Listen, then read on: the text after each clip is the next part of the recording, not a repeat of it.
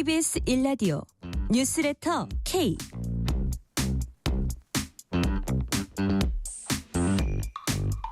안녕하세요. 뉴스레터 K 진행하는 전종철입니다.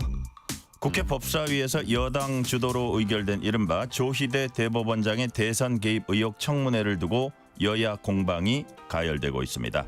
민주당 법사위원들은 조 대법원장을 국회로 부르는 것은 삼권 분립 위반이 아니라 국회법을 이행하는 것이라며 조 대법원장이 청문회에 불출석하면은 탄핵 마일리지를 쌓아가는 것이라고 주장했습니다. 반면 국민의힘은 정치 보복으로 대법원장을 망신주고 쫓아내려는 것이라며 이대로 청문회가 열리면 9월 30일은 대한민국 삼권분립 사망일이자 국회 사망일이라고 맞섰습니다. 정치 토크 코너에서 정치 현안 자세히 분석합니다. 인터뷰 코너에서는 국민의힘 수석 최고위원이자 법사위원으로 활동 중인 신동욱 의원을 만나봅니다. 조희대 대법원장 청문회 논란과 연일 충돌하는 법사위의 현안을 점검해 봅니다. 뉴스레터 K 지금부터 시작합니다.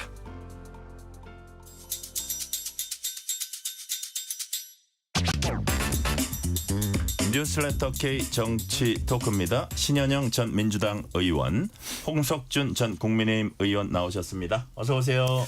예, 안녕하십니까. 반갑습니다. 반갑습니다. 자, 방금 제가 오프닝 멘트에서 얘기한 이 부분이 우리가 오늘 좀 주로 많이 얘기할 부분 같은데, 법사위에서 이제 여야가 연일 충돌하고 있습니다. 어제는 민주당 법사위원들 주도로 조희대 대법원장 대선 개입 의혹을 밝히겠다면서 긴급 현안 청문회 실시하기로 했습니다. 신현 의원님, 그러니까 그 민주당이 이재명 대통령 그 후보였죠. 그 당시 공직선거법 사건 유죄 취지 파기환송한 건 대선 개입이다, 이제 이렇게 보고 있는 건가요? 그렇죠. 사법부의 정치 개입이다. 그래서 대선 후보를 날리려고 했던 조희대 대법원장의 뭔가 그런 의도가 있지 않았느냐. 그런 부분들에 있어서도 사실 당시에도 시끌시끌했었는데요. 결국에는 이재명 후보가 대선에서 나와서 대통령 당선하는 과정에서 다시 잦아들었던 그 조희대 이슈가 최근에 대정부 질문 그리고 법사위를 통해서 다시 불거진 부분들이 있는 것이죠. 뭐 서영교 의원, 부승찬 의원을 통해 갖고 조희대 의원의 그런 파기환송, 그 유죄 취지의 파기환송이 유례없이 신속하게 진행된 것이 결국에는 뭐 윤석열 아니면 그 외에 다른 사람들과의 회동을 통해서 드러난 뭐 근거가 있다라는 부분까지 나오긴 했는데 그 이후에 뭐 명확한 구체적인 사실이 사실은 드러나지 않아서 더 진행이 되지는 않은 바 있습니다. 요즘에 법사위가 워낙에 뭐 열리기만 하면은 그냥 아수라장인 것 같기는 해요. 뭐 네. 나경원 의원의 간사 선임 문제부터 해가지고 다양한 이슈들이 있긴 한데 이 조희대 대법원장의 그런 사법의 정치 개입에 대한 문제를 민주당에서는 다시 한번 이슈가 불거진 차원에서 들여다보겠다라는 면에서 청문회 개최까지 안건 상정이 된 것이고, 실제로 이제 10월 달 되면은 추석 지나고 국정감사가 전격적으로 시작이 되거든요. 네. 그러다 보면 대법원의 그 국회 국정감사 시간도 있기 때문에 9월 30일 이후에는 아마 계속해서 이 조희대 대법원장의 이슈가 커지지 않을까라는 생각이 듭니다. 네. 자, 홍석준 의원. 네. 지금 국민의힘에서는 조희대 대법원장 청문회 어떻게 평가하고 있습니까? 예, 지금 국회 상황을 보면은 압도적 다수 여당인 민주당의 있던 입법 폭주로 인해서 굉장히 지금 국회가 혼란스러운데, 특히 더 우려스러운 것은 역대 어느 정권에서도 없었던 대법원장 흔들기가 지금 도를 넘고 있다는 것이죠. 조희대 대법원장 이슈는 단순히 이제 조희대 대법원장 개인의 이슈가 아니라 우리 대한민국 헌법의 가장 중요한 상권 분립과 법치주의를 정면으로 지금 현재 흔들고 있는 굉장히 헌법 질서를 파괴하고 국기문란 행위라고 저희들은 볼 수 않을 수가 없습니다. 왜냐하면 지금 조희대 대법원장에 관련돼서 그 유치지 파기환송을 했다 뭐 이런 것으로 이야기하는데, 그게 어떻게 조희대 대법원장이 개인적으로 한 겁니까? 저는 합의체에서 당시에 대법관 11대 2의 어떤 결정을 내린 겁니다. 조희대 대법원장은 거기에 하나였던 대법관의 한 사람이었고, 그리고 대법원장이 직무를 수행하는 데 있어서 그거를 빌미로 해서 이렇게 흔들기를 해서 사퇴를 강요를 하고 또 사퇴를 하지 않고 버티고 있으니까 제보라는 이름으로 서영교 부승찬 지금 의원이 자꾸 이제 의혹을 제기하고 있는데 그 의혹마저도 사실이 아닌 것으로 점차 드러나고 있습니다. 그럼에도 불구하고 지금 조희대 대법원의 청문회를 강행하는 것은 민주당으로서는 뭐 이미 이제 건널 수 없는 다리를 건넜다 이런 어떤 식인데 저는 이런 식으로 되면은 국민들로부터 굉장히 많은 어떤 비판을 받을 것이고 제가 알고 있는 범위 내에서 민주당 내에서도 이런 식으로 계속 가도 되나 하는 우려의 어떤 생각도 갖고 있는 의원들도 많이 있는 상황인 것 같습니다. 어쨌든 역대 없었던 대법원장 흔들기는 우리 대한민국으로 봐서는 대단히 지금 불행한 사실인 것 같습니다. 자, 신현영 의원님. 네. 이제 지금 청문회 그 긴급 현안 청문회 제목이 조희대 대법원장 대선 개입 의혹 이걸 밝히겠다 이런 그 명칭으로 지금 하는 거잖아요. 근데 매우 최근에 뭐 일주일 전이라든지 뭐 닷새 전이라든지까지 조희대 한덕수 회동이 사실이라면 이런 단서 정청래 대표도 그랬고 뭐 부승찬 의원도 그랬고 5월달에 저 서영교 의원도 그랬고 그걸로 이게 자리에 있을 수 있습니까? 사퇴를 하는데 그 부분이 이제 당사자들이 강력히 부인을 했습니다. 네. 그리고 민주당은 아까 말씀하신 대로 어떤 업데이트된 새로운 증거나 그런 건 제시 못한 상태에서 갑자기 그 이전에 있었던 대선 개입 의혹 이거로 네. 지금 청문회를 하는 게 예. 조금 어색하지 않을까요? 이제 국민 눈에는 일부. 뭐 법사위는 워낙 지금 그 사법부의 신뢰가 훼손됐다라는 거에 대한 문제의식을 강하게 느끼고 있는 거거든요. 네. 특히 조희대 대법원장이 그 대표적인 상징일 텐데 말씀하신 것처럼 그 대선 과정에서의 신속하게 빠르게 결론 내겠다라고 했던 조희대 대법원장의 의지. 그렇기 때문에 2심에서 무죄가 되고 나서도 대법원에 올라갔을 때 대법원 2부에 배당된 사건을 전원 합의체로 곧바로 끌고 옵니다. 그리고 나서 빠르게 유죄 취지로 파기환송을 했기 때문에 뭔가 의도가 있는 거 아니냐 이런 부분에 있어서의 검증이 필요하다는 한 가지가 있고요. 그리고 실제로 12월 3일 비상계엄이 발생했을 때 이게 결국에는 그런 헌법과 우리의 민주주의 체제의 근간을 흔드는 아주 중요한 이슈임에도 불구하고 대법원은 아무런 언급을 하지 않고 침묵을 취했고요. 특히 지금 대법원에서 여러 가지 이슈들 중에서 또 하나가 직연 판사에 대한 징계 문제인데 이분이 룸사롱에서 접대를 받았다. 그리고 윤석열 구속 취소에 있어서의 특혜를 주었다. 이런 부분들이 명확하게 지금 윤리감찰단에서 추진이 안 되고 있어요. 그러다 보니까 윤석열 재판에 그런 지연도 있는 거 아니냐.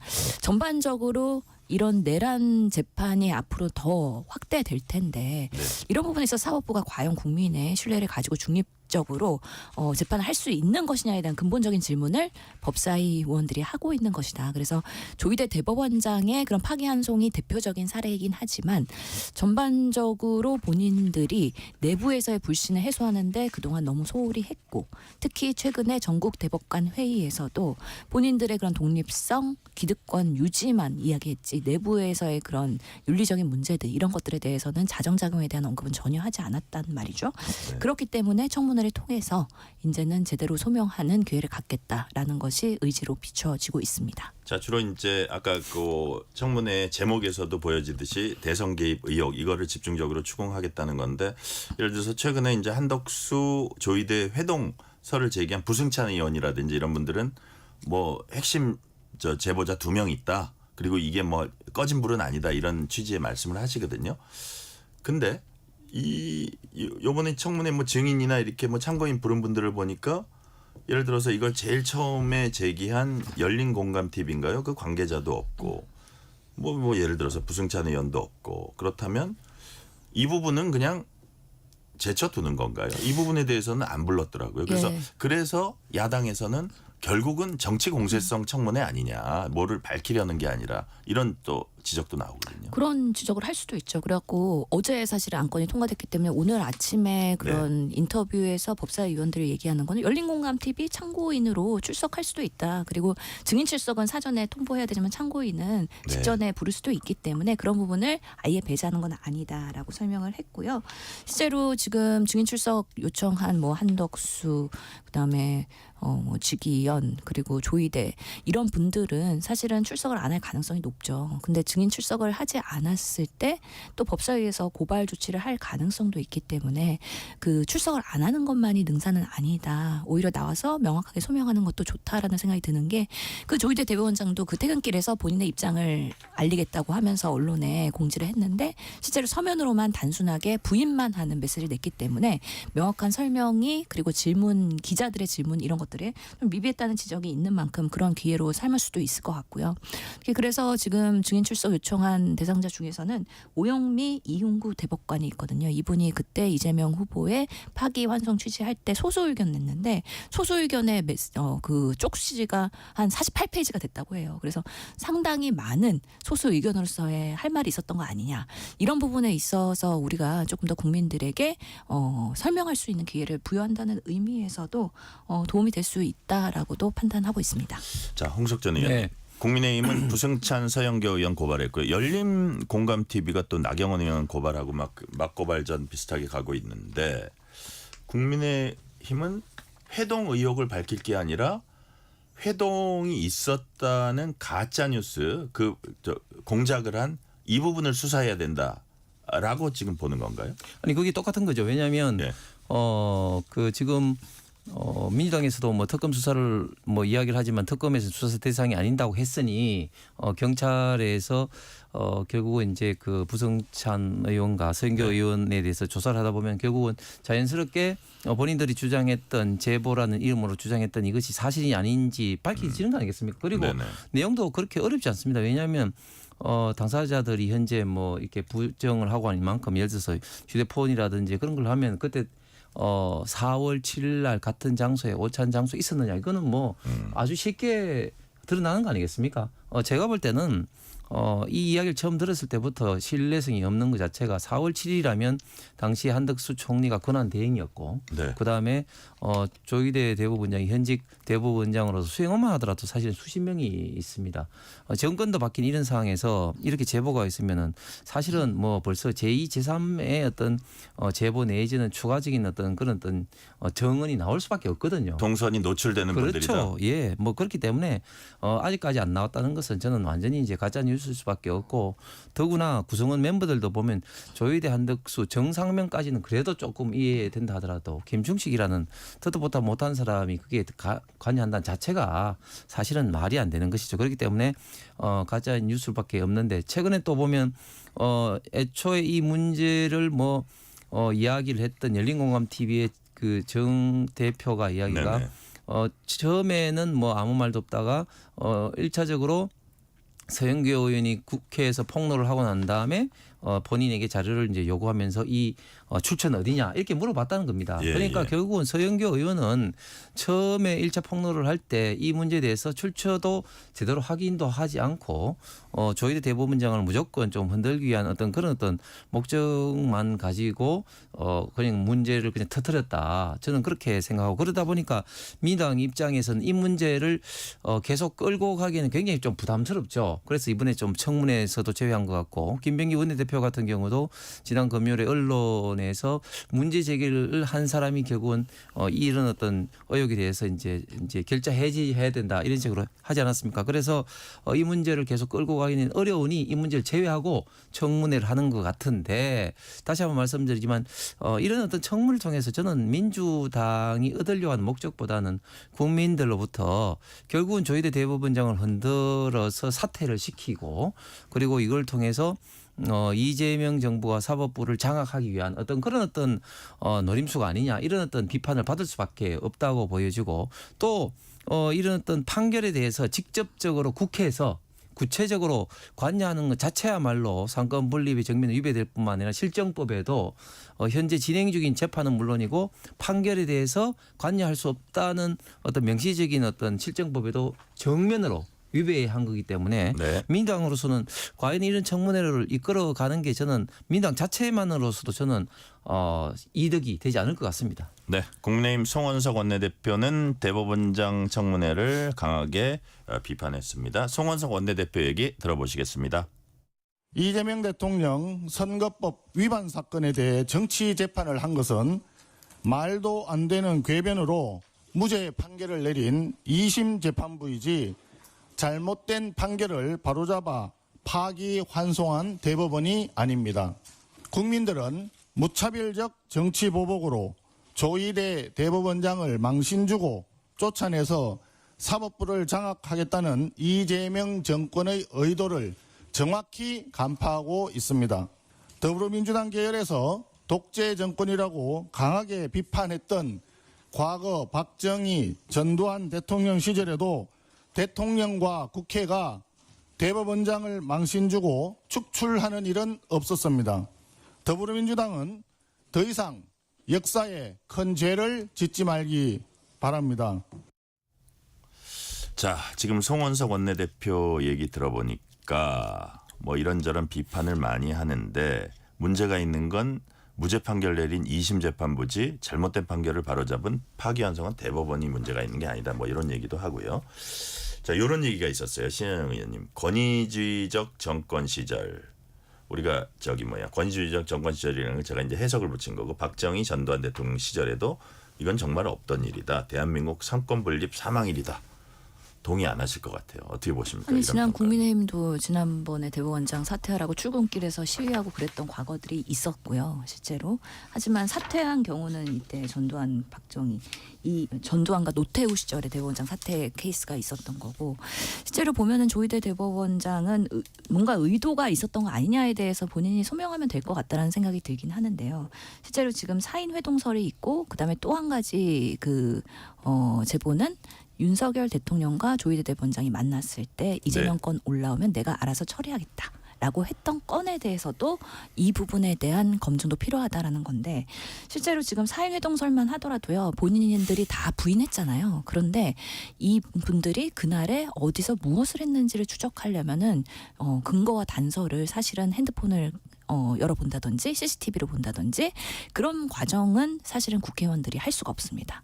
수사권과 조사권이 없기 때문에 이런 전원과 제보가 있었다라는 의혹 제기는 할 수 있더라도 결국에는 검증을 하려면은 수사기관에서 객관적으로 할 수밖에 없는 한계가 있어서 사실은 부승찬 의원도 그렇고 서영교 의원도 이 부분에 있어서 거론만 했지 그 이후에 한 발 더 못 나가고 있는 거 아니냐라는 생각이 들고요. 그러면서 청문회에서의 각자의 입장을 밝히는 것으로 이런 만약에 정말 오해가 아닌 오해라고 한다면 네. 명확하게 이야기하는 것이 국민들이 사법에 대한 신뢰를 흔들지 않는데도 도움이 된다라는 생각이 듭니다. 그래서 결국에는 이 국정감사 기간이 10월달에 이제 연속해서 갈 거기 때문에 지금 내란 3특검이 진행되고 있고 또 결국에는 기소되고 재판으로 가면은 이제 사법부가 이런 부분에 대해서도 재판을 해야 될 텐데 과연 조희대 대법원장 체제에서의 사법부의 재판 결과를 국민들이 신뢰할 수 있을 것이냐 거기까지 담보하려면 조희대 대법원장의 떳떳함 아니면 본인이 얼마나 이런 부분에 소명을 잘 할 수 있을지에 대한 평가도 필요하다라는 면에서 민주당이 문제 제기를 하고 있는 것입니다. 근데 이제 홍석준 예, 의원님. 무차별적인 의혹 제기를 하면 명예훼손이라든지 실정법에 위반될 수밖에 없고 저는 민주당이 이와 같은 어떤 뿌리 깊은 DNA가 있죠. 특히 어떤 중요한 어떤 선거 때마다 예를 들면 조호영 커피 외타조사라는 이재명 당시 후보했던 발언이라든지 또 그 서울시장 선거 때 오세훈 시장에 대해서 생태탕 사건 또 그 이전으로 더 올라가면은 김대혁 사건이라든지 소위 말해서 어떤 가짜 뉴스에 근거를 해서 하는 어떤 그런 것들이 사실은 민주당이 어떻게 보면 뿌리 깊은 어떤 DNA를 할 수 있는데 사실은 그렇기 때문에 지금 서영교 의원이라든지 부승찬 의원도 상임위라든지 그 대정부 질문을 통해서 국회의원의 어떤 불체 포특권의 어떤 우산 아래에서 지금 하고 있는 거 아니겠습니까? 그럼에도 불구하고 지난번 청담동 술자리 사건에서 봤듯이 명백하게 허위 사실임을 알면서도 하는 것은 김의겸 의원이 지금 1심에서 그 유죄 판결이 났습니다마는 처벌을 현역 의원이라 할지라도 처벌의 어떤 대상이 된다는 것도 분명히 이제 알아야 될 것 같고 좀 전에 그 신 의원님께서 그 국민의힘도 김명수 대법원장 시절에 사퇴 요구를 하지 않느냐 하는 건데 사퇴 요구했습니다. 저도 1인 피켓 시위를 했는데 그때와는 세 가지 면에서 굉장히 좀 다릅니다. 첫 번째는 뭐냐면 그때는 국민의힘이 소수당이기 때문에 사실은 그런 어떤 정치적인 어떤 공세는 할 수 있더라도 실제적인 힘이 없었습니다. 그런데 지금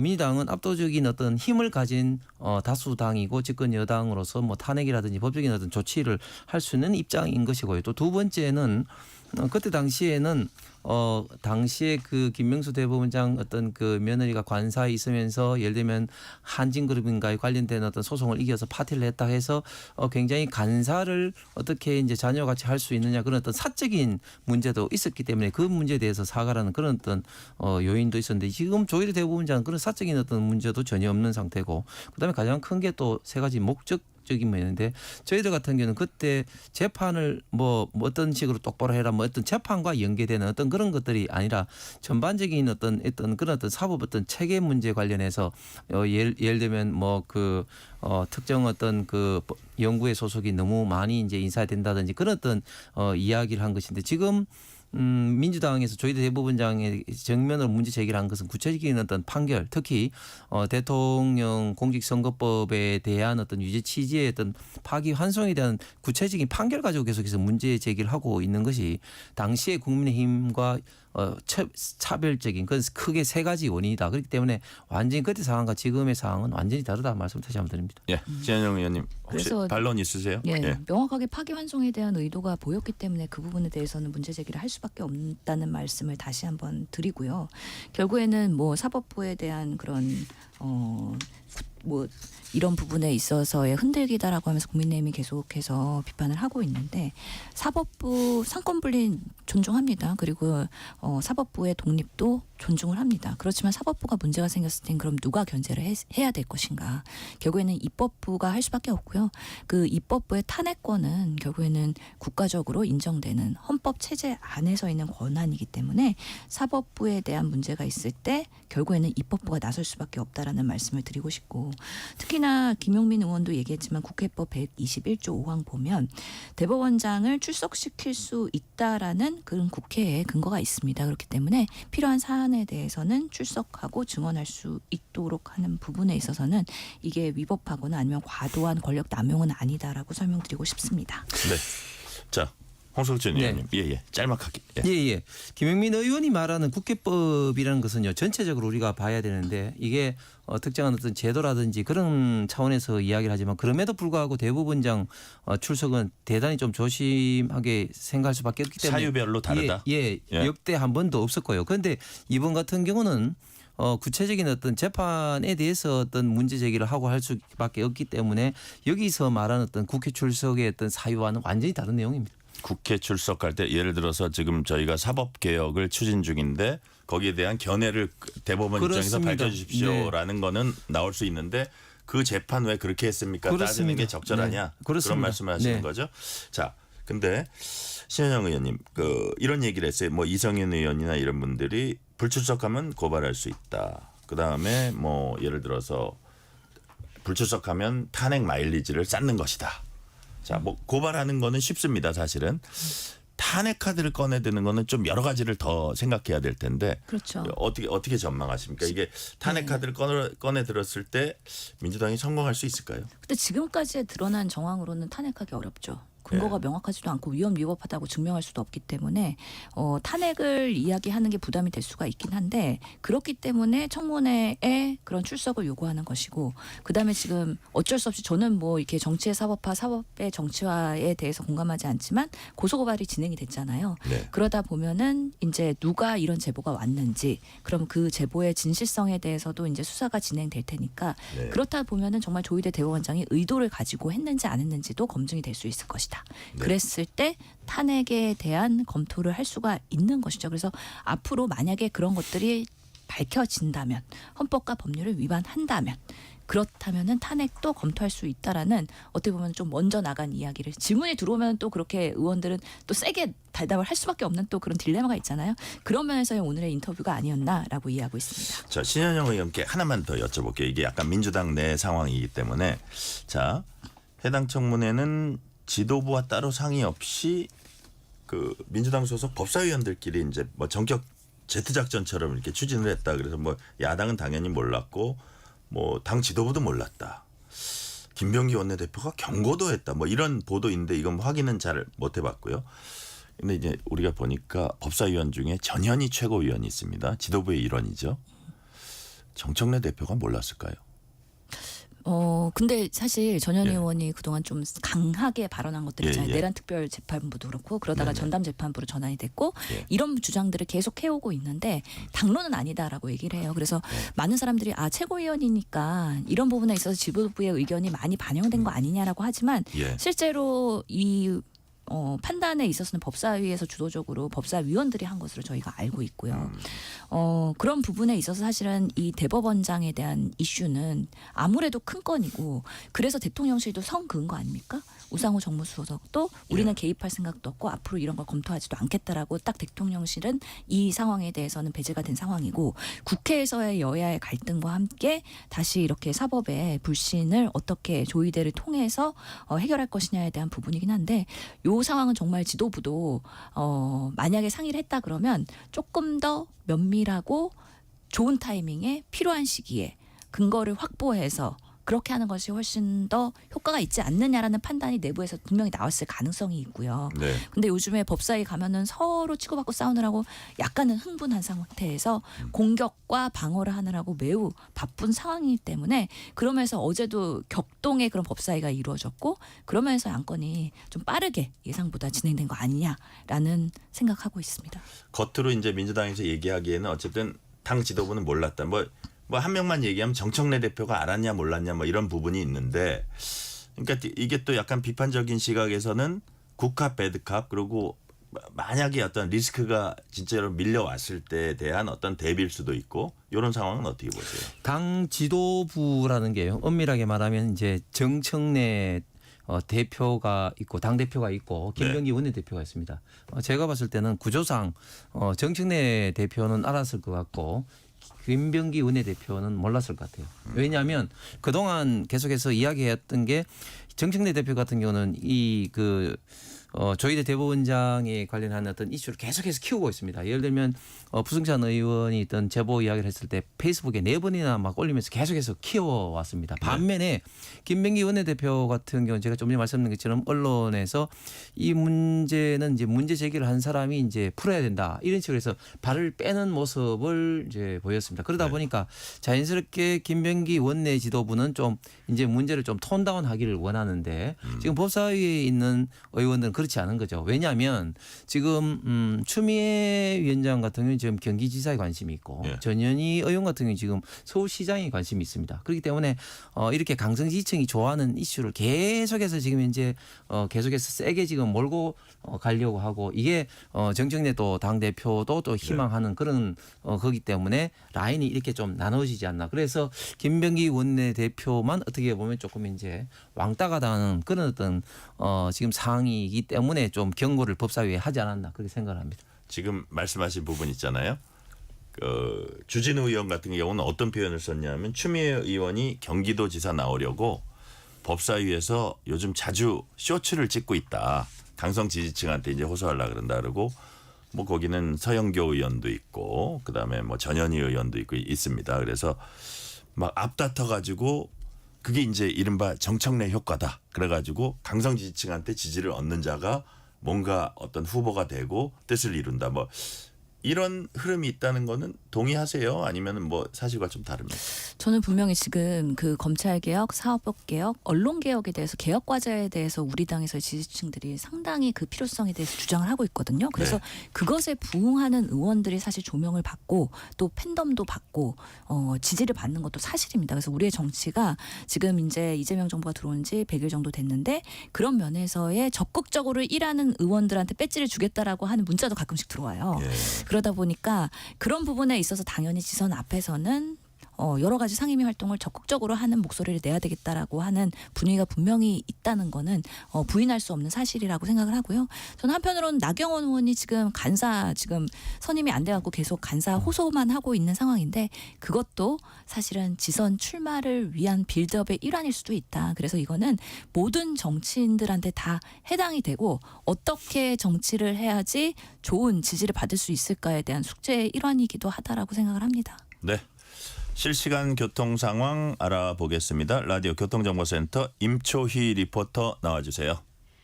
네, 이 시각 교통정보입니다. 서울 시내 주요 도로 정체가 일찍부터 심합니다.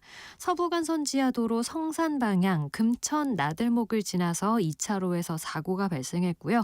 뒤로 이어지는 서해안 고속도로 광명역부터 점점 정체가 심해지고 있습니다. 반대 일찍 방향 지금 사고로 인해서 전면 통제라 이용하실 수가 없는데요. 성산대교 북단 이전부터 많이 막히고요. 이렇다 보니 같은 방향 서부간선도로가 정체가 아주 극심합니다. 성산대교 남단에서 신정교까지만 50분 가까이 걸리고요. 다시 고척교에서 금천 나들목 사이도 30분 정도 소요됩니다. 내부순환도로 성산 방향 마장에서 성산까지 쭉 정체 이어져 있고요. 북부 간선도로 도심 방향으로도 전 구간 지나는데 30분 정도 필요합니다. 강변북로 일산 방향 청담대교에서 난지 나들목까지 길게 밀리고 있습니다. KBS 교통정보센터였습니다.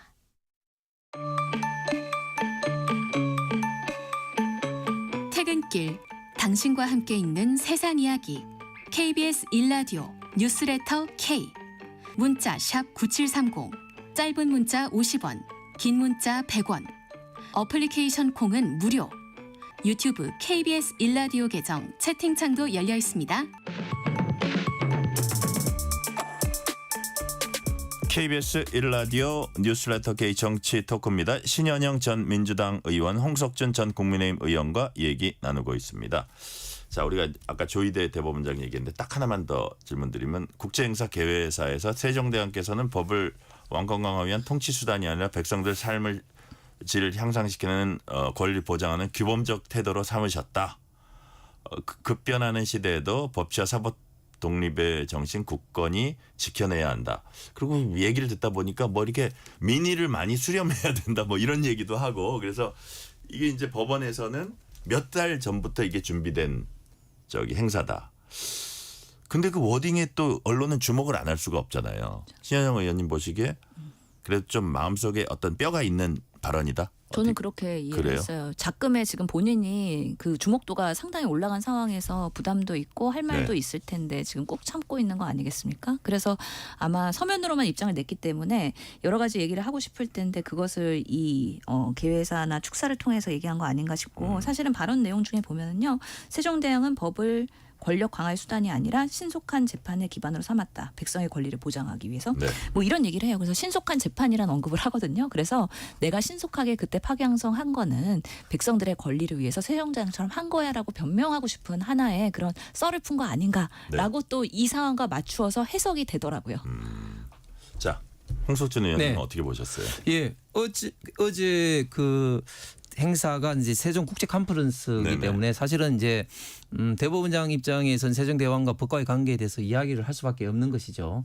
저도 이제 이게 때문에 다시 한번 세종대왕과 법과의 관계를 보니까 예를 들면 이런 겁니다. 예를 들어서 공납을 이제 좀 이제 완화를 하기 위해서 이제 백성에게 공납에 대한 어떤 부담을 할 때 이제 여론 뭐 당시에 어떤 여론을 구하는 그런 어떤 네. 절차도 만들었고 특히 이제 형법에 좀 신체상의 어떤 형벌을 좀 완화하기 위해서 뭐 형벌을 뭐 완화하는 거라든지 또 백성들이 이 법 내용을 잘 모르기 때문에 뭐 요즘도 마찬가지입니다만은 훈민정음 창제를 통해서 일반 백성들이 법을 쉽게 알 수 있도록 한 노력이라든지 이런 네. 어떤 절대 왕정 시대의 세종대왕은 법을 본인이 어떤 왕권보다는 백성들이 어떤 애민 사상에 기반한 어떤 그런 걸 했다. 지극히 당연한 어떤 이야기고 대법원장으로서 세종국제협판플스에 당연한 이야기를 했음에도 불구하고 이걸 가지고 또 박수현 또 대변인 같은 경우는 또 이제 비판했단 말이죠. 그래서 저는 민주당에서 저는 조희대 늪에 빠져 있다. 저는 조희대 대법원장을 건드리면 건드릴수록 저는 민주당은 손해를 볼 거라고 생각합니다. 네. 어저께 또 이제 법사위에서 청문회 어떤 청문회가 열렸냐면 술 파티 및 관봉권 띠지 분실 참 외국에서 보면 희한한 사건들도 많다 그럴 거예요. 그 어쨌든 그런 청문회 열렸는데 여기 보니까 좀 저는 특이하게 본 게 이거예요. 박균택 의원, 김기표 의원, 이재명 대통령 그 변호인을 하던 분들이잖아요. 그러면 근데 자기가 변호사로서 맡던 그 사건에 대한 질문을 막 그 담당 검사하고 이렇게 막 설전을 벌이는 김기표 의원, 박균택 의원은 그랬고 박상영 검사하고 서로 대북 송금 사건 갖고 그랬더니 박상영 검사가 아니 그렇게 그런 문제가 있었으면 그때 변호하실 때 좀 저기 잘하셨으면 저기 그 현출되지 않았겠냐 뭐 이런 얘기도 하고 김기표 의원은 더 어떻게 보면 사람들이 어리둥절했을 텐데 본인이 같이 김용 그 사건의 변호인이었던 사람한테 질문을 하고 대답을 하고 이제 의원으로서 그래서 이게 사실은 우리가 이재명 대통령 변호인을 맡았던 분들이 법사위원으로 와 있는 것도 이게 이해충돌 아니냐는 얘기가 있었는데 그 자기가 맡았던 사건을 계속 해당자한테 질문해서 서로 주고받고 하면서 유동규 진술 이거 신빙성 없는 거지 이렇게 얘기하는 게 이게 뭐 별로 정상적입니까? 어떻게 보셨어요? 완전히 비정상적이죠. 완전히 이제 코미디입니다. 코미디. 사실은 우리 대한민국 헌법과 그리고 법률에 분명히 국회가 그 청문회라든지 이런 것을 할 수는 있지만 수사라든지 재판에 관여할 수 없다고 분명히 명시되어 있습니다. 국정조사나 국정감사 역시 마찬가지입니다. 그런데 지금 이번 같은 경우는 담당 수사 검사를 불러서 마치 죄인 치주하듯이 이제 하는데 또 그게 공교롭게도 이재명 대통령의 변호인 출신들 국회의원들이 하고 있습니다. 이거야말로 정말 코미디 같은 상황인데 그런데 저는 이 청문회를 통해서 민주당이 얻으려고 한 덕보다는 실이 훨씬 더 많다고 봅니다. 세 가지 측면인데요. 첫 번째는 이화영 전 부지사가 회유나 뭐 이런 것이 아니라 자발적으로 이재명 당시 지사에게 다 보고를 했다. 이런 것들이 완벽하게 당시 수사검사였던 박상영 검사를 통해서 드러났습니다. 왜냐하면 본인이 이제 그 이야기를 이제 즉 이화영 부지사가 자발적으로 이야기를 하면서 자기도 몰랐던 국정원 어떤 자료라든지 그런 거를 내가 어떻게 알겠느냐. 결국은 이화영 부지사의 어떤 자발적인 진술에서 그런 걸 알게 돼 가지고 이제 그런 어떤 자료를 다 이렇게 됐다. 이런 네. 식으로 해서 박상영 검사가 이야기했던 이화영 부지사가 보고를 했다. 이재명 당시 지사 보고를 했다. 이런 게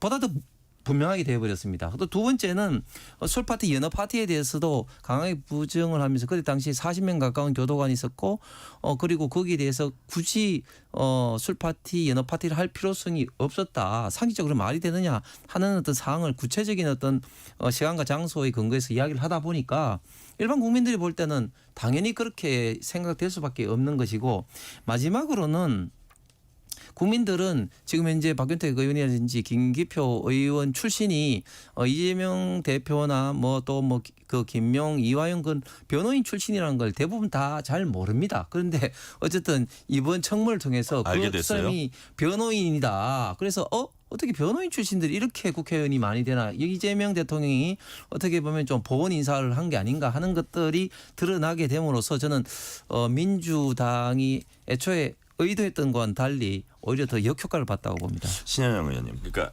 법사위원으로 이재명 대통령 뭐 변호인 출신이 와 있다. 요건 이제 논란이 될 수 있는데 만약에 저 같으면 예를 들어서 그 질문을 꼭 하고 그런 주장을 하고 싶었으면 옆에 다른 의원한테 좀 써가지고 주는데 직접 변호하던 사람이 막 그 증인한테 하면서 자기의 이제 어떤 그거를 뭐라 그럴까 주장의 그거를 강화하려고 하는 게 저거는 스스로 이해충돌임을 막 보여주려고 그러나 그래서 어떤 느낌이 국민으로서는 들 수도 있겠다는 생각이 드냐면 야 정말 너무 힘이 세니까 잘 주의가 안 보이나 이런 느낌을 주위에서 가질 수도 있을 것 같아요. 실제로 어제 그 법사위에서의 그 메인 이슈는 검찰 개혁을 해야 되는 이유의 두 가지 사례였던 거죠. 첫 번째가 연어회 파티 그리고 두 번째가 띠지 분실 관봉건에 그 두 가지였기 때문에 첫 번째가 결국에는 연어회 술 파티 논란에 있어서는 이화영 부지사 그리고 김성태 쌍방울 회장 그리고 이재명 그 경기도지사 당시의 일이기 때문에 세 명의 등장인물이 있는 거고요. 네. 결국에는 핵심의 내용은 의원들의 질의를 통해서 검사가 이재명 죽이기를 하기 위해서 실제로 술을 반입하고 연어를 먹여면서까지 김성태를 회유하고 그래서 진술을 이끌어냈다. 그렇기 때문에 이 과정 자체의 불합리함 그리고 검사의 그런 의도적인 수사 그리고 정말 불필요하게 억울한 그런 상황을 유도한 부분에 있어서 검찰개혁이 필요하다라는 부분에 대해서의 질의였기 때문에 네. 사실은 그 변호인단 출신의 의원들이 그 사건을 제일 잘 알기 때문에 본인이 직접 질문할 수밖에 없었다고 생각을 하고요. 보면은 진짜 검찰의 공소장 저도 잘 몰랐던 사실인데 김성태, 이화영, 이재명 지금은 대통령 그 3명의 공소장에서의 300만 달러의 대북 송금의 내용과 금액과 시기와 그 보냈던 장소가 각각 달라요. 만약에 사건이 동일한 사건이라면 당연히 공소장도 동일하게 기술이 돼야 되는데 왜 이렇게 따로따로 각자가 다르냐. 그렇기 때문에 검사의 공소의 내용의 신뢰성이 떨어진다라는 걸 지적하고 싶었던 것이죠. 대변인으로서 전문성 있게. 그런 부분에 있어서의 지적이었기 때문에 이것이 어제 그 연어 술 파티 논란과는 완전히 다른 이야기다라고 할 수는 없는 것이고 특히나 정권이 바뀌고 정성호 법무부 장관이 들어오면서 관련해서 그날에 23년 4월 17일 교도관이 정말 그런 정황이 있었다라고 진술을 바꾸거나 아니면은 그 새로운 근거를 확보하면서 다시 감찰이 시작된 거잖아요. 그렇기 때문에 이런 부분에 있어서 명확하게 소명이 필요한 부분이기 때문에 앞으로 정말 이게 아무리 박상효 검사가 나는 그런 적 없다, 그런 일 전무후무하다라고 부인하더라도 이거는 검증을 통해서 그것이 거짓말인지 아니면 정말 그런 일이 없었는지 꼭 규명을 할 필요가 있다라면서 매우 중요하다라고 설명드리고 싶습니다. 네. 민주당은 배임죄 폐지 거듭 강조하고 있습니다. 김병기 민주당 원내대표는 사흘째 배임죄 폐지 방침 밝히고 국민의힘 입장을 분명히 해달라 이렇게 요구했습니다. 김병기 민주당 원내대표 얘기 들어보시겠습니다. 민주당은 기업하기 좋은 나라를 만들겠다고 국민께 약속드린 바 있습니다. 그 약속을 지키기 위해 깊은 논의와 고민 끝에 배임죄 폐지를 결단한 것입니다. 그런데 국민의힘은 반대 입장을 보이고 있습니다. 친기업 정당을 자처하면서 재계의 수건에는 등을 돌리고 있습니다. 일부 정치인들은 사실과 의도를 왜곡해가면서 정치 공세에 몰두하고 있습니다. 심히 유감스럽습니다. 배임죄 폐지는 민생경제 회복과 기업활동 정상화를 위한 시대적 과제입니다. 정쟁의 수단이 아니라 국민과 기업을 위한 제도 개선인 것입니다. 국민의힘은 분명한 입장을 국민 앞에 밝혀야 할 것입니다. 다시 묻습니다. 배임죄 폐지 찬성입니까? 아니면 반대입니까? 네. 자, 지금 김병기 원내대표 얘기 들어봤습니다. 신현영 의원님, 민주당이 노란봉투법 상법 개정안 기업들이 이제 우려했던 법안들 이제 통과시켰고, 그렇다면 반면에 당근책이라는 표현은 그렇지만 여하튼 기업이 좀 좋아할 만한 게 이게 상법상 배임죄 폐지 이런 거였습니다. 근데 상법상 배임죄 이거 폐지하는 것까지는 좋은데 형법상 배임죄까지 폐지하니까 이거는 또 이재명 구하기 법이 어떤 행위다 이렇게 이제 야당에서 주장하거든요. 이 부분은 어떻게 보세요? 정말 21대 국회에도 기승전 이재명이었는데 지금 여전히 22대에도 기승전 이재명 대통령이 되는 것 같은데요. 네. 실제로 보면은 그 이재명 정부가 들어오고 나서 상법 개정하면서 노란봉투법도 통과시키고 그러면서 여러 가지 강한 소위 국민의힘에서 주장하는 그런 법안들이 통과가 됐고요. 그렇기 때문에 기업들이 볼멘소리를 하기 시작했죠. 이렇게 되면은 우리는 진짜 계속 고소고발당하고 배임죄 때문에 계속 기업을 오히려 활성화하기 어렵다라는 그런 이야기를 했었고 네. 사실은 지금 한미 관세 협력도 정말 외교적으로 어려운 상황인데 다른 기업들이 같이 가서 또 트럼프와 여러 주변에서의 그런 미국에서의 투자나 강화시키고 상대를 감동시키고 하는 데서 혁혁한 그런 역할을 했다는 부분에 있어서 그동안 이재명 정부는 계속 기업이랑은 소통을 해왔던 부분들이 있습니다. 그런 면에서 지금 배임죄 폐지에 대한 수건은 경제 6단체가 강하게 요구하는 부분이고요. 네. 형사 그리고 보통은 민사 이게 결국에는 이중 처벌이 되는 그런 경제에 여러 가지 어려움들이 있기 때문에 기업의 입장에서는요. 경제형법 합리화 TF를 구성을 해서 배임죄를 상법과 형법 모두 폐지하고 그래서 기업이 조금 더 자유롭게 형사에서도 민사에서도 이중처벌 당하지 않도록 하는 부분까지도 포괄해가지고 사실은 배려를 하는 부분에 있어서의 지금 민주당에서의 법안 통과를 하고 있는데 또 국민의힘은 또 이재명 대통령을 물고 늘어지면서 트집을 잡는데 그것이 과연 우리 기업에는 긍정적인 효과로 작용할까? 왜냐하면 계속해서 국민의힘은 기업 챙기기를 그동안 해왔단 말이죠. 네. 그러면서 일관성이 떨어지는 거 아니냐라고도 지적하고 싶습니다. 자, 공수가 뒤바뀌었다고도 볼 수 있는데 홍석준 의원님, 그러니까 상법상 배임죄만 폐지하면 된다는 거예요. 국민의힘 입장은. 예, 그렇습니다. 형법상 그 배임죄와 상법상 배임죄는 다르죠. 배임죄는 우리나라의 상법, 형법 그리고 특정경제가중처벌법, 특경법 세 군데 있는데 네. 들어오는 어떤 배경이 다릅니다. 형법에 먼저 들어왔게 돼 있고요. 그다음에 상법은 원래 배임죄가 없다가 IMF를 거치면서 원래 이제 그 민법에 선량한 어떤 관리자의 의무 뭐 이런 네. 식으로 해서 처벌을 했다가 그걸 좀 더 명확하게 해서 상법상에 이제 배임죄까지 들어오게 되었습니다. 예.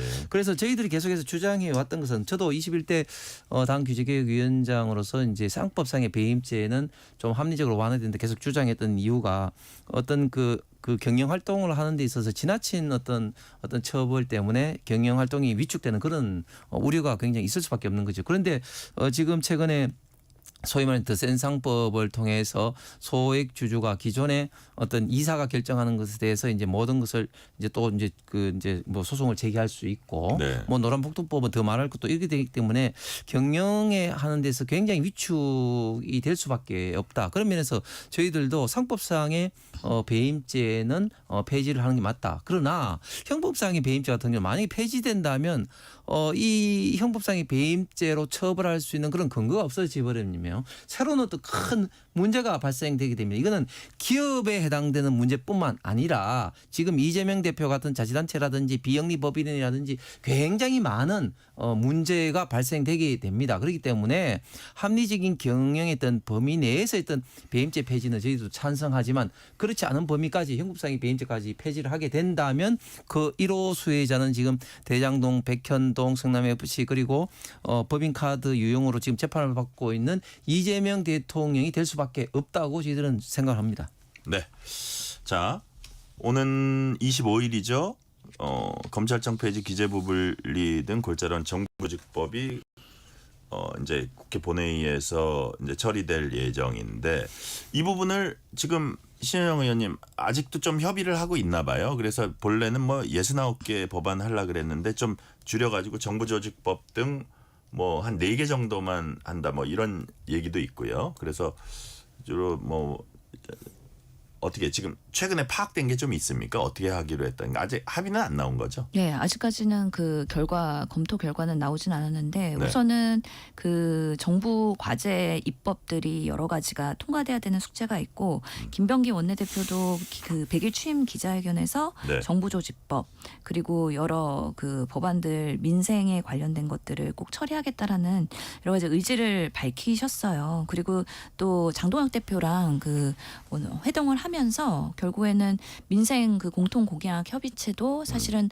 통과시켜야 되는데 그게 조금 지금 경색 국면에 있는 상황이지 않겠습니까? 네.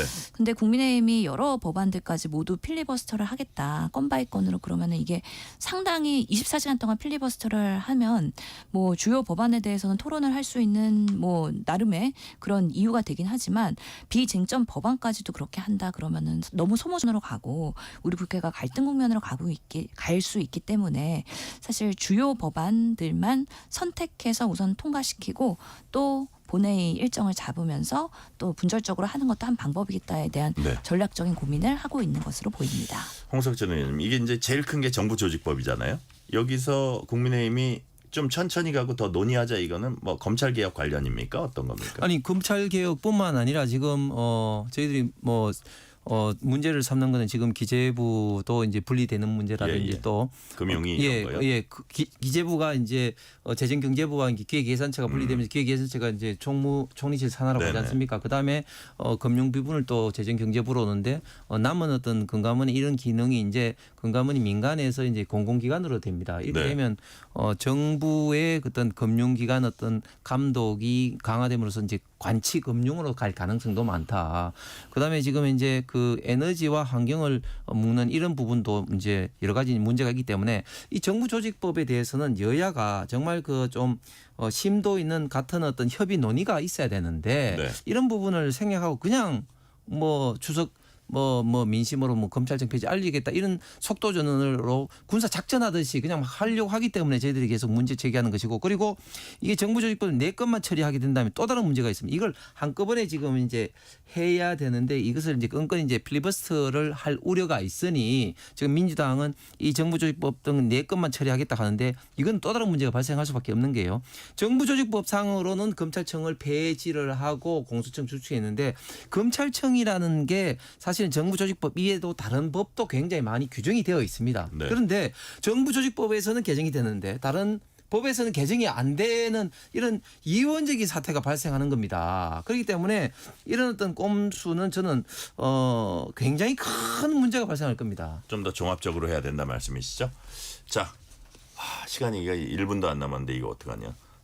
특검법 개정안을 국무회의가 심의 의결했습니다.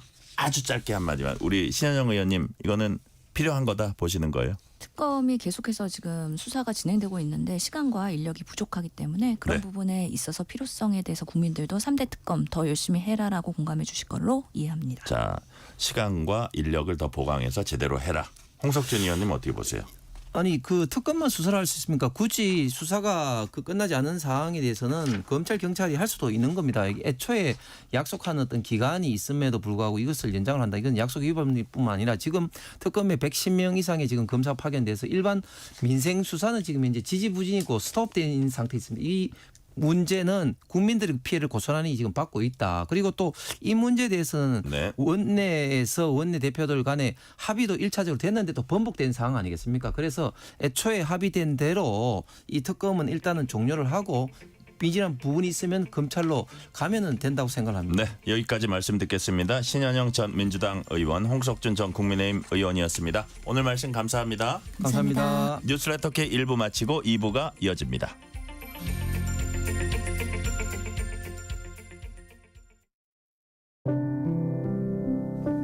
KBS 라디오 연중기획 희망충전 대한민국 657번째 이야기. 안녕하세요. 아나운서 유지원입니다. 12살 희원이가 평소에 자주 쓰는 말은 괜찮아요입니다. 아픈 할머니를 대신해 집안일을 할 때도, 치매를 앓고 있는 할아버지를 돌볼 때도 언제나 조용히 괜찮아요라고 말하는 희원이.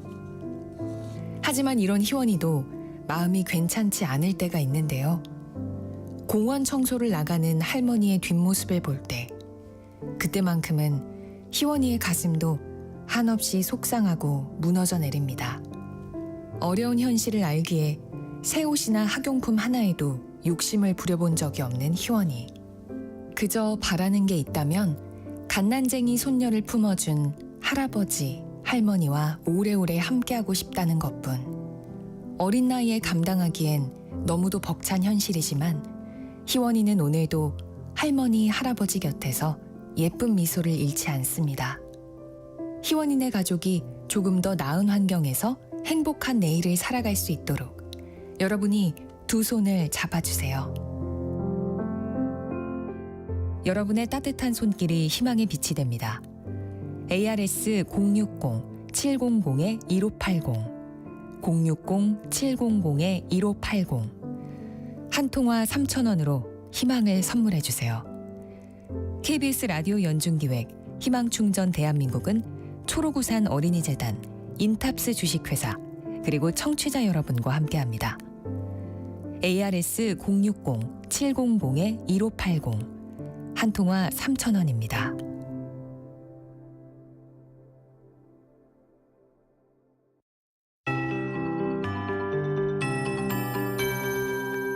KBS 58분 날씨. 내일과 모레 이틀간은 전국적으로 많은 양의 비가 예상됩니다. 특히 돌풍, 천둥, 번개를 동반할 것으로 전망이 되는데요.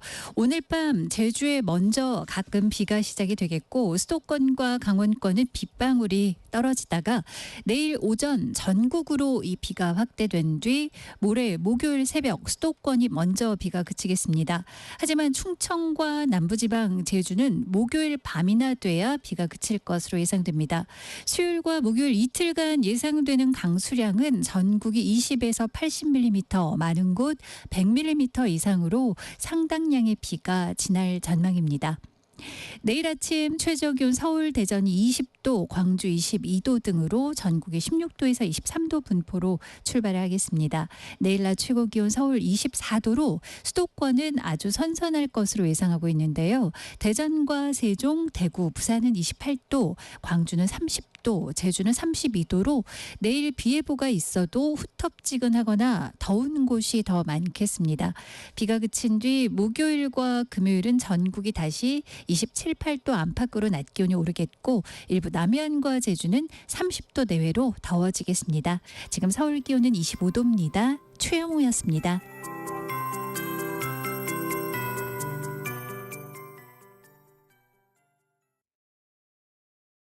정성을 다하는 국민의 방송 KBS가 6시를 알려드립니다. AM 711kHz, FM 97.3MHz, KBS 1라디오입니다. HLKA.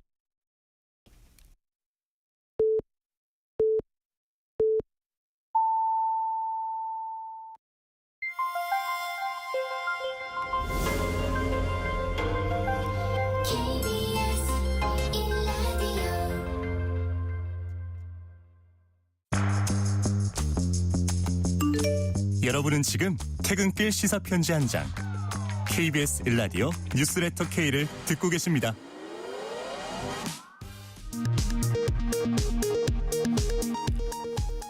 이 시각 라디오 정보센터 뉴스입니다. 이재명 대통령이 유엔 총회 참석을 위해 3박 5일 일정으로 미국 뉴욕을 찾았습니다.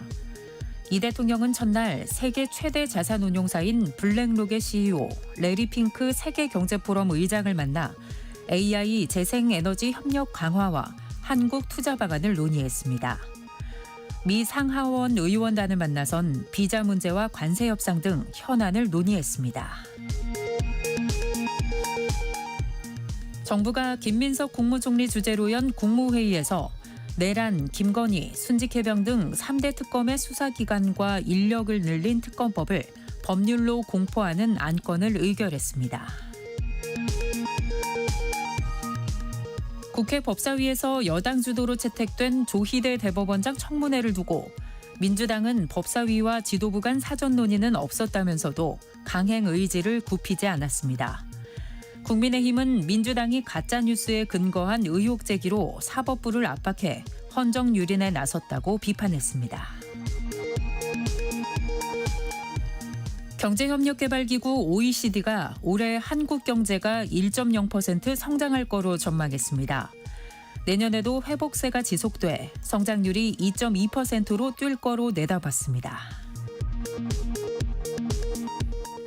공장 화재로 근로자 23명이 숨지고 8명이 다친 아리셀 참사와 관련해 아리셀 박순관 대표에게 1심에서 징역 15년의 중형이 선고됐습니다.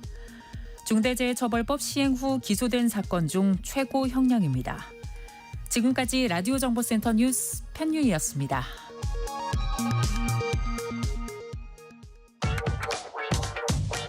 뉴스의 진수를 보여주는 인터뷰.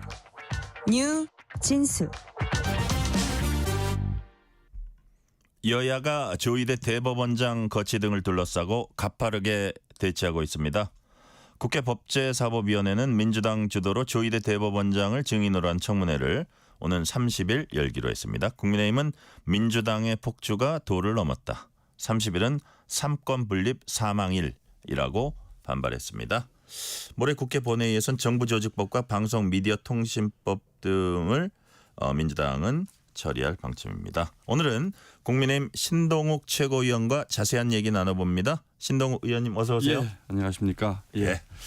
아이고 이제 배고프실 때도 되는데 이 귀한 시간 내주셨습니다. 아닙니다. 고맙고요. 예. 요즘 뭐 최고위원보다는 법사위원으로서 더 많이 알려져서 참 저도 하고 싶은 말이 많았는데 불러주셔서 고맙습니다. 예. 아니 근데 신동욱 의원님 하면 보통 이게 점잖으시는 이미지인데 요즘 톤을 좀 자주 높이시더라고요. 뭐 거기 있으면 뭐 정치 현장이 뭐 좀 그렇긴 하지만 네. 지금 법사위는 제가 보기에는 이성을 좀 찾아야 될 필요가 있다. 네. 그래서 물론 저희는 뭐 민주당을 공격을 하지만 어쨌든 여야 대타협을 통해서라도 법사위가 이렇게까지 가는 것은 저는 좀 안 된다고 보고 있습니다. 예, 네. 굉장히 위험한 상황이라고 저는 보고 있습니다. 참 요즘 뭐 법사위에서 주로 그런 일들이 많이 나는데 헌정사상 최초 뭐 이런 것들을 뭐 모든 새로 것이 다 그렇습니다. 새로 예, 쓰고 예. 있습니다. 최근에 이제 민주당 부승찬 의원이 조희대 한덕수 회동 의혹 제기했었고 예. 그래서 그 4명의 당사자들이 다 부인하고 그다음에 민주당은 한 발도 못 나갔어요. 예. 그런 상황에서 사과를 할까 어쩔까 이제 사람들이 보고 있었는데 갑자기 더 강공으로 나왔습니다. 사퇴하라고 그러면서 대선 개입하지 않았냐 하면서 청문회를 하겠다. 민주당이 이런 이유가 있을까요? 그러니까 지금은 본인들이 4명이 만났다라는 말하자면 회동설을 퍼뜨렸다가 네. 이게 그러면 뭐 어느 하나라도 개연성이 있는 물증을 내놔야 되는데 그걸 못 내놓으니까 어떻게 얘기하냐면 본질은 그것이 아니다. 조희대 대법원장의 대선 개입이 본질이다. 이렇게 얘기를 하잖아요. 네. 그러면 처음부터 그걸 가지고 공격을 했었어야죠. 왜 엉뚱하게 있지도 않은 사실을 가지고 가짜뉴스를 퍼뜨리냐고요. 그래서 이게 지금 본인들도 아마 어제쯤에서는 나가야 될지 물러서야 될지 고민한 것으로 저는 보이는데 네네. 어제 이제 법사위가 있었거든요. 네. 하루 종일 발언권 뺐고 본인들이 요청한 정인들 잔뜩 불러서 저희 쪽 의원 3명의 발언권을 아침에 뺏어버렸잖아요. 저희 법사위는 6명입니다. 네. 근데 제가 대구에서 어제 회의가 있어가지고 대구에서 저하고 박준태 의원하고 2명이 빠지고 오전에 4명이 있었어요. 예. 그 가운데 3명의 발언권을 뺏었습니다. 그러면 이게 회의가 진행이 됩니까? 발언권 뺏고 퇴장 명령을 내렸습니다. 예. 그러면 두 가지죠. 회의를 할 의지가 없거나 아니면 두 번째는 우리 입을 묻고 본인들이 묻고 싶은 얘기만 묻고 싶거나 이 두 가지잖아요. 근데 하루 종일 진행을 했는데 뭐 소위 제가 보기에는 자기네 변호인들끼리 막 대화를 한다든지 무슨 네. 망신살 뻗치는 상황 계속 생기니까 오후 6시 다 돼가지고 갑자기 대법원장 청문회 한다라는 안건을 올린 겁니다. 네. 그러니까 이게 저는 뭐 야당과는 당연히 협의도 뭐 없었고 협의도 네. 물론이고 저는 저게 과연 발언권도 뺏어버리니까. 그래서 제가 나중에 보니까 여당 네. 지도부 그러니까 여당 원내대표단도 몰랐다 이런 얘기를 하는데 제가 지금 민주당이 도대체 정무적으로 뭔가 좀 조율이 되는 정당인지 강성 지지층만 의식해서 막 던지는 정당인지 제가 네. 보기에는 어제 상황은 뭐 추미애 서영교 이런 의원들이 저는 밀고 나가자라고 해서 그런 것이 아닌가. 지금 왜 조희대 대법원장 그 청문회 증인이라고 채택한 분들도 보면요. 네. 다 자기들이 추궁하고 싶은 사람만 불렀어요. 실제로 저 사인 회동설 퍼뜨린 무슨 뭐 열린 공감 TV인가 하는 그쪽의 사람들도 부르지 혹은 않고 뭐 부승찬 의원이라든지. 부승찬 왜 예. 어디서 들었냐 이거를 물어보는 게 핵심 아닙니까? 예, 한 명도 부르지 않습니다. 그리고 서영기 의원은 더구나 본인이 가짜 뉴스를 퍼뜨린 장본인이잖아요. 그분이 그 법사위에 앉아서 그 청문회를 진행한다는 게 말이 됩니까? 회피해야죠. 이런 상황입니다. 법사위가 염치도 네. 없고 상식도 없고 부끄러움도 없는 곳이 지금 법사위가 됐습니다. 그래요. 어저께 법사위 상황 보니까 이른바 술파티 관봉권 띠지 청문회 했는데 자 이제 법무부에서는 뭐 새로운 좀 이게 술파티가 있었다는 정황이 나왔다 해서 장관 어떤 지시로 다시 이제 재조사를 하고 있습니다. 근데 박상영 검사인가요? 이분은 예. 절대로 없었다. 자기가 아는 한 없었고 대법원 판결까지 나온 것이다. 신동욱 의원님 좀 파악된 바가 있습니까? 아니요. 이거는 상식적 지금 이 정부에서 만약에 그 전 정부에서 그런 일이 있었다면 이게 안 드러날 수가 있겠습니까? 거기 검사만 있습니까? 검찰 직원들이 있을 거 아닙니까? 네네. 그 수사관들이 있을 거 아닙니까? 거의 다 정권이 넘어간 상황인데. 넘어간 상황에서 그분들이 거기서 여느 술 파티를 했다면 한 목소리로 입을 맞춰서 그런 거 없었습니다라고 얘기할 수가 있습니까? 그리고 그 당시에 그 검사가 조목조목 밝혔잖아요. 이거 있을 수가 없는 일이다. 그건 하나가 있고 두 번째는 네.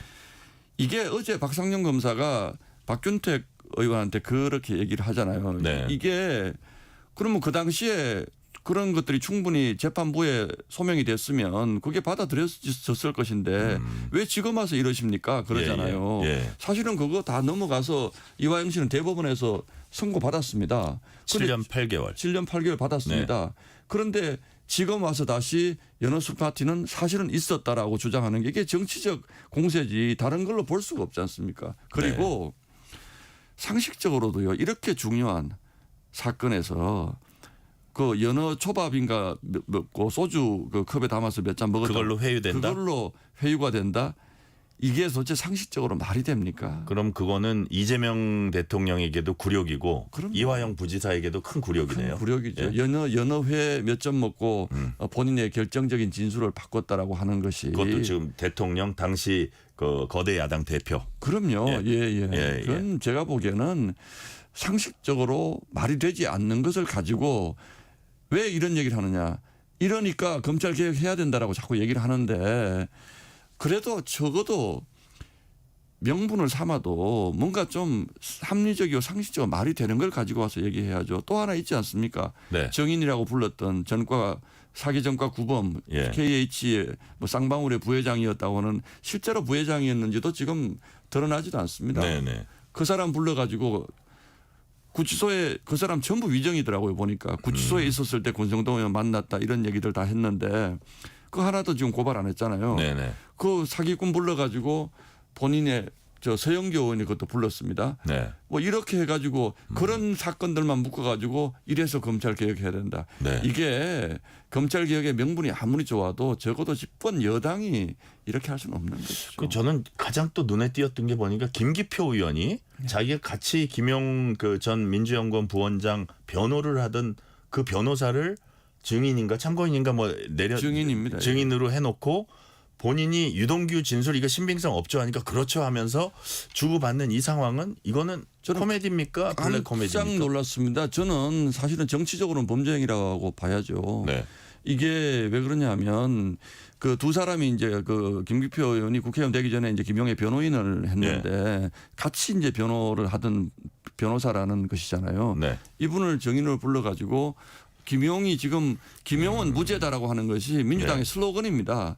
왜냐하면 김용이 대장동에서 돈 받은 것이 이재명 대통령과 연결이 돼 있기 때문에 그런 것이거든요. 그러니까 이화영을 끊으려고 연합술 파티 의혹을 다시 제기하는 것이고 김용을 무죄라고 해가지고 대장동 사건을 이재명 대통령에서 이제 꼬리 자르게 하겠다는 것이 이제 민주당의 전략인데 아무리 그래도 그렇지 변호인이 국회의원이 돼가지고 이재명의 대통령 변호인이 국회의원이 돼가지고 또 같이 활동하던 변호사를 불러서 청문회에서 질의응답을 주고받는다는 것은 상식적으로 납득하기 어렵죠. 지금 민주당의 구조가 이제 강성 지지층의 이제 호응이나 사랑을 받는 사람이 선택을 받고 그 뭐 혹자는 정청래 효과라고도 얘기하는데 저도 그렇게 느껴집니다. 자 그렇다면 또 이 법사위에서도 요 다음을 내년을 꿈꾸는 분들이 있을 거고 그분들이 또 경쟁적으로 강성당원의 마음을 얻고 싶다. 뭐 이런 경쟁도 좀 벌이면서 과연 당의 방향이 점차 그쪽으로 가지 않냐 이런 분석을 내놓은 사람들도 있어요. 그래서 이게 좀 과열되는데 이제 추미애 위원장이 이제 지난번 국회의장 그 경선에서 지금 지금 국회의장에게 이제 밀려서 이제 추미애 의장이 6선인데도 우원식 의장이 5선이잖아요. 밀려서 지금 국회의장을 놓치고 나서 뭔가 좀 정치적으로 제기할 발판이 필요했고 또 뭐 저도 뭐 확인 어떨지는 모르지만 경기지사를 뭐 나가겠다 또는 후반기 국회의장을 뭐 노리고 있다 이런 여러 가지 얘기들이 있잖아요. 그래서 저는 이게 사실은 추미애 그 전에 정청래 그 법사위원장이 있을 때도 비슷했지만 이렇게 일방적이진 않았다고 합니다. 저는 그때 법사위 없었습니다만 조금 모욕을 주고 나가 있으라 하긴 했지만 국회법을 정확히 따져서 국회의원한테 막 모욕을 주고 이 정도는 아니었다? 아니었다는 거죠. 그런데 이 추미애 위원장은 지금 그런 선을 완전히 넘어버린 것 같아요. 어제 어떻게 법사위원장이 저 나경원 의원 보고 이렇게 윤석열 오빠에게 잘 보이려고 이거는 품격도 없고 상식도 없는 얘기 아닙니까? 마음속으로 어떤 생각을 했던 위원장은 당 소속이긴 하지만 국회의장은 물론 탈당을 합니다만 그래도 어느 정도 뭐 발언권을 준다라든지 이런 데는 좀 중립을 지켜주는 게 맞거든요. 그렇죠. 어제 또 하나 정말 충격적인 상황은 이제 저희가 발언을 하면 위원장이 자 1분 더 하세요. 뭐 2분 더 하세요. 이게 줍니다. 그런데 민주당 의원들 발언은 전부 1분씩 더 줬습니다. 그래요. 저희들은 안 주고. 예.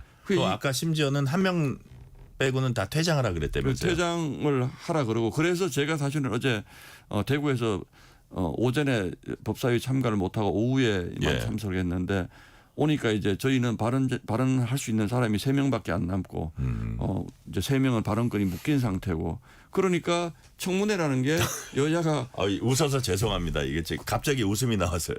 청문회라는 게 여야가 이렇게 동등하게 발언 기회가 있어야 되는데 그쪽만 계속 발언을 하고 시간도 더 주고 또 그쪽이 요청한 증인이 답변을 할 때 무제한 시간을 허용하는 일도 있었습니다. 이게 제가 어제 6시에 언론 브리핑을 하면서 너무 속상해서 기자분들에게 저도 기자 출신이니까요. 하소연을 했습니다. 이게 어떻게 양비론으로 법사위를 다룰 일이냐 이게. 이거는 추미애 위원장의 정치 비즈니스 현장을 우리가 보는 것이고 정치 쇼를 보는 건데 이거는 비판하셔야지 언론이 어떻게 이거를 뭐 추미애가 뭐라 그러고 뭐 나경원이 뭐라 그래서 둘이서 싸웠다 이렇게 할 수 없다. 그 양쪽을 대등하게 가는 게. 대등하게 갈 수 없습니다. 지금 법사위는요. 완전한 추미애 위원장의 전횡입니다. 그리고 이게 대한민국 국회가 이렇게까지 망가지게 만든 책임을 저는 언젠가는 져야 되지 않을까요? 이렇게 할 수가 있습니까? 뭐 조롱하고 완전히 짓밟고 무기력하게 하고 그래서 원하는 게 뭘까요? 그게 국민들의 반발심도 있을 수 있는데 굳이 본다면 국민을 보지 않는 거죠. 그래요? 지지자만 보는 거죠. 그리고 본인들의 지지자가 이를테면 뭐 과반이 넘는다는 오만함에서 그런. 그래서 저는 지지자가 과반이 넘고 적고의 문제라고 생각하지 않습니다. 이거는 국민을 보고 국회를 운영을 해야죠. 뭐 민주당 분들이 나오시면 뭐 저희가 무슨 의사 진행 방해를 뭐 한다고 자꾸 얘기를 하는데 발언권만 주면 저희 방해하고 싶은 생각 전혀 없습니다. 저희도 말로 투쟁하고 하는 거죠. 근데 발언권을 안 줍니다 지금. 그러니까요. 자, 조희대 대법원장 얘기는 아까 좀 했고 이제 내란 특별재판부 설치하는 법안. 이 법안도 이제 가고 있는데. 가고 있죠.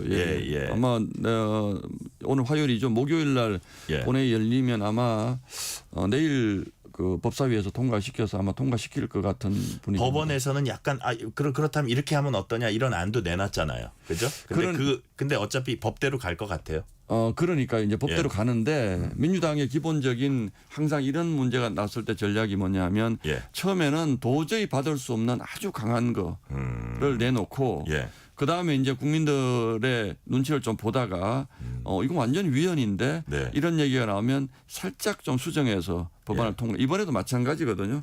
이번에도 마찬가지인 게 이 정도의 특별한 사건에 대한 재판부를 새로 만들려면 이건 헌법에 넣어야 됩니다.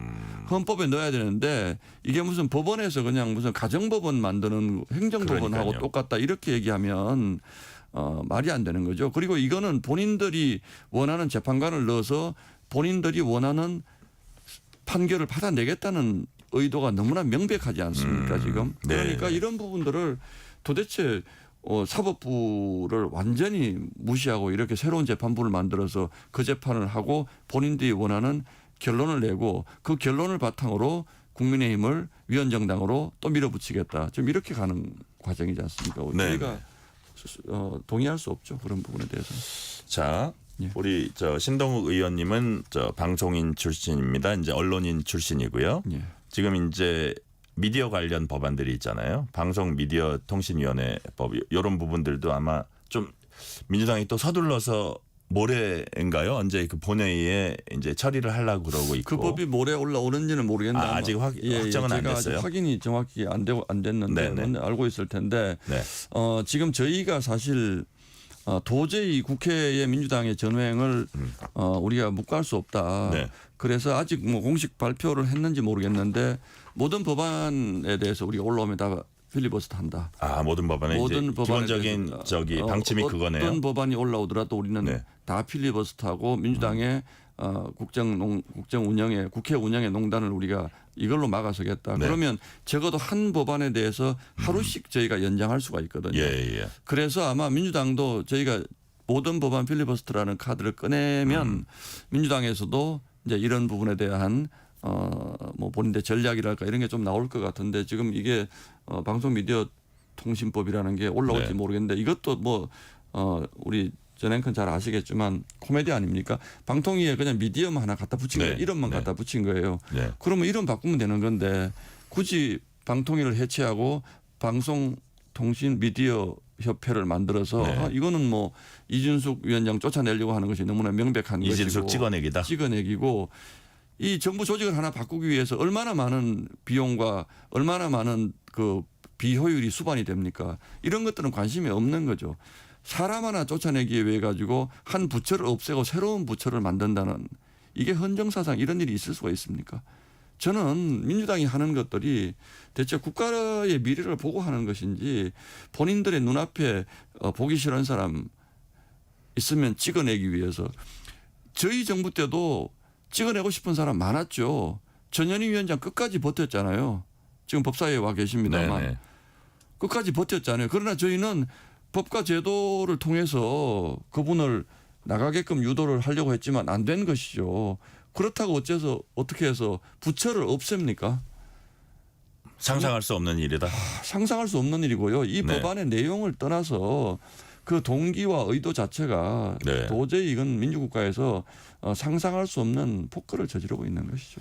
지금 그럼 사실 국민의힘이 이제 표결로는 어떻게 막을 수 있는 방법이 없잖아요. 조금 지체는 하루 이틀 시킬 수 있을지 몰라도 그렇다면 뭐 이게 야당에서는 여당이 방송 장악 기도를 하고 있다 이렇게 보고 있는 건데 그런 것들을 최대한 막기 위해서는 어떻게 국민에게 알리는 수밖에 없습니까? 없습니다. 어떤 방법이 있습니까?